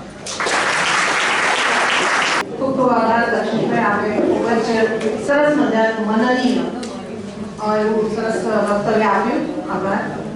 અને પારુલબેન ટૂંકમાં પરિચય આપો, કારણ કે આપણો જે નિયમ છે કે દર્શનભાઈ તમે બહુ સરસ વાત કરી કે સમયસર ચાલુ કરી છે, મને સમયસર દર વર્ષે પૂરું કરો છો. 6 o'clock અમે આમ પૂરું કરતા હોઈએ છીએ, એટલે મજા પડી ગઈ. આજે બી અમારો આવો અને તમે આભાર વિધિ કરો, પછી આપણે બધા ઉભા થઈને રાષ્ટ્રીય ગીત ગાઈશું અને પછી જ્યાંથી સુગંધ આવી રહી છે, હર્ષાબેન લઈને આવ્યા છે, એ સુગંધ તરફ જઈશું. એક નમ્ર વિનંતી છે મારા અહીં જેટલા બી બેઠેલા છે, જેટલી વ્યક્તિઓ અહીંયા બેઠી છે, કે જે સંપુટ અમે તૈયાર કર્યો છે મહેનતથી, કે જે તમે વાંચવાના છો, એમાં શ્રેષ્ઠ વાર્તા, કવિતાઓ અને બાળ વાર્તા છે. એ પુસ્તક આમ 150 રૂપિયાનું છે, પણ આજ પૂરતું આપણે 100 રૂપિયામાં બહાર વેચાણમાં મૂક્યું છે. મારી બહુ નમ્ર વિનંતી છે કે આપ એ પુસ્તક અવશ્ય ખરીદજો, કારણ કે અમે એ પૈસા, અમારી ચેરિટેબલ સંસ્થા છે, અમે અહીંયાથી અન્નદાન, કપડાઓનું દાનથી લઈને અનેક પ્રકારના અનુદાનો કરીએ છીએ, અને એના ઉપર આ સંસ્થાઓ ચાલતી હોય છે. આપ તો જાણો છો બધા. તો પ્લીઝ આપ બધા જ પુસ્તક ખરીદશો તો અમને ખૂબ આનંદ થશે. Thank you.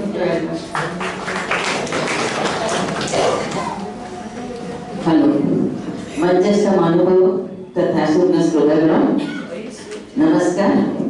आपનું આમંત્રણ અમે શિષ્ટાચાર માનીને આપ આવ્યા આમ હોલ પર વ્યવહાર માનીને સહાય કરી સહૃદયથી અમે સ્વજન માનીને તેથી ઉતાર્યો છે શિરેથી પર આભાર માનીને. અખિલ મહિલા પરિષદ બૃહદ સુરત શાખા આભારી છે સ્વર્ગસ્થ સ્મિતાબેન પારેખ પરિવારના સદસ્યોના સૌજન્યપૂર્ણ વ્યવહારના, જેમના અનુદાન થકી અમે આવેલ સુંદર મજાના સાહિત્ય સભા કાર્યક્રમને જાણી શકીએ છીએ અને માણી શકીએ છીએ. કિશોરભાઈ, આપના આર્થિક સહયોગ અને સ્નેહ માટે ખૂબ ખૂબ ધન્યવાદ. આજની સભાના અધ્યક્ષ સ્થાને બિરાજમાન એવા પુરુષાર્થી માણસ ડોક્ટર દક્ષેશભાઈ ઠાકર, જેમના પ્રાંગણમાં પધાર્યા ને એ કાર્યક્રમમાં ચાર ચાંદો લાગી જાય છે. આજે તેમના ચહેરા પર જે હાસ્ય છે એ હાસ્ય બતાવે છે કે આજે તેમને અમારા કાર્યક્રમમાં આવીને ખૂબ જ મજા આવી હશે. તો જેઓ પોતાનો અમૂલ્ય સમય આપીને અમને કૃતજ્ઞ કર્યા છે તે માટે તેમનો પણ આભાર. અમે આભારી છીએ સ્મિતા પારેખ સાહિત્ય લેખન સ્પર્ધાના સૌ વિજેતા સ્પર્ધકોના, કે જેમણે દ્રઢ સંકલ્પ અને વિશ્વાસ સાથે પ્રયાસ કરી પોતાની ઉત્તમ કૃતિઓ અમારા સુધી પહોંચાડી. તેમણે પોતાના સિરે વિજેતાનો તાકો ધારણ કર્યો છે, પણ સાથે અમારા પ્રાંગણને પણ ગૌરવિત કર્યો છે. અને જેમણે પણ પોતાની કૃતિઓ મોકલી છે તે સર્વ ભાઈ બહેનોનો પણ આભાર માનીએ છીએ. સ્પર્ધા હોય એટલે નિર્ણય તો હોય જ, તો જેમણે પોતાની ન્યાયિકતા અને વિશ્વસનીયતા જાણવી, પોતાની સમજણ શક્તિ અને કોઠાસૂર દ્વારા તપાસણી કરવામાં જે મહેનત ઉઠાવી છે તેવા કાંદરભાઈ દેસાઈ, ગીરાબેન ભટ્ટ અને કિરણસિંહભાઈ ચૌહાણનો અંતઃકરણપૂર્વક આભાર. આજે જેમણે માત્ર 6 દિવસમાં અમને આ 300 પુસ્તકો છાપીને આપ્યા છે તે બદલ ચિંતનભાઈ નાયકનો પણ ખૂબ ખૂબ આભાર. જેમની રાહબારી અંતર્ગત ભાજપમાં પ્રગતિ કરતી રહ્યું છે એવા સ્મિતા પર્વ કમિટીના અધ્યક્ષ આદરણીય શ્રી રવિન્દ્રભાઈ પારેખ, ટ્રસ્ટી શ્રી દેવભાઈ વસી તથા સંસ્થાના મેનેજિંગ ટ્રસ્ટી અનંતાબેન પરીખનો પણ યોગ્ય માર્ગદર્શન આપવા બદલ આભાર. આજના કાર્યક્રમનું સંચાલન કરનાર કવિયત્રી, સાહિત્યકાર અને હાસ્યકાર એવા પ્રજ્ઞાબેન વસીનો પણ આભાર. આજના કાર્યક્રમની ધન્યવાદ પ્રસ્તુતિ માટે મને મંચ પ્રદાન કરવા બદલ સ્મિતા પર્વ લેખક કમિટીનો પણ આભાર માનું છું. અમે આભારીએ છીએ અમારા આમંત્રણને માન આપી અહીં પધારેલા અમારા માનવતા મહેમાનો અને સૂક્ષ્મ શ્રોતાગણોનો. અમે આભારી છીએ અમારા કમિટી બહેનોના સાથ સહકારનો. આજના કાર્યક્રમની ફોટોગ્રાફી કરનાર આરતીબેન આચાર્ય, લાઈવ રેકોર્ડિંગ કરનાર ગીતાબેન કાપડિયા અને એમપી લાઈવ કરનાર હર્ષાબેન સોલંકીનો અને અમારા આ હોલની સજાવટ કરનાર નીતાબેન મહેતાના પણ નીતાબેન પટેલના પણ અમે આભારી છીએ. અમે આભારી છીએ કાર્યક્રમ પર આપ સૌને સ્વરૂચિ ભોજન વ્યવસ્થા પીરસનાર હર્ષાબેન સોલંકી અને તેમની રસોડાની ટીમનો. માઇકની વ્યવસ્થા કરવા બદલ અલાઉદ્દીનભાઈ અને હોલની વ્યવસ્થા કરવા બદલ સુભાષભાઈનો પણ આભાર. સમગ્ર કાર્યક્રમ દરમિયાન અમારાથી કોઈ ક્ષતિ રહી હોય તો ક્ષમ્ય કરશો. આભાર, આભાર, આભાર. સંસ્થાની તમામ જે બહેનોને મદદ કરી છે, જાણે અજાણે આગળ પાછળ દોડીને હસીને જે કંઈક મને મદદ કરી છે. કાલે પણ આખો દિવસ મને યાદ છે કે વર્ષાબેન, ગીતાબેન, કોમલબેન બધા અહીં હાજર રહીને એક મારા કાર્યોને આગળ ધપાવવામાં જે મદદ કરી છે એ બદલ. અને હિનાબેન હંમેશા માંદા હોય તો પણ કંઈ બી હોય તો એ કાર્ડ તરત બનાવી આવે, ઇન્વિટેશન કાર્ડ કરવાનો એટલે મને હિનાબેન યાદ આવે. તો આ બધાનો અને હર્ષાબેન સોલંકીનો આભાર તો મારે માનવો જ જોઈએ, કારણ કે મેં કેટલી બધી વાર કાર્યક્રમ સુધીમાં આ વ્યક્તિ આવશે, ના હવે નહીં આવશે, હવે આ આવશે, હવે કાઢી નાખ. તો આવા બધા કાર્યક્રમો એટલે આવા બધા કાર્ય એમણે મને હસતા હસતા કરી આપ્યા છે. હર્ષાબેન, આપનો ખૂબ ખૂબ આભાર. હવે આપણે ઉભા થઈશું અને રાષ્ટ્રગીત ગાઈશું અને પછી एक साथ खड़े हो, सावधान होके सावधान, एक साथ राष्ट्रगीत शुरू करते हैं. शुरू कर. जय जगन्नाथ विनायक जय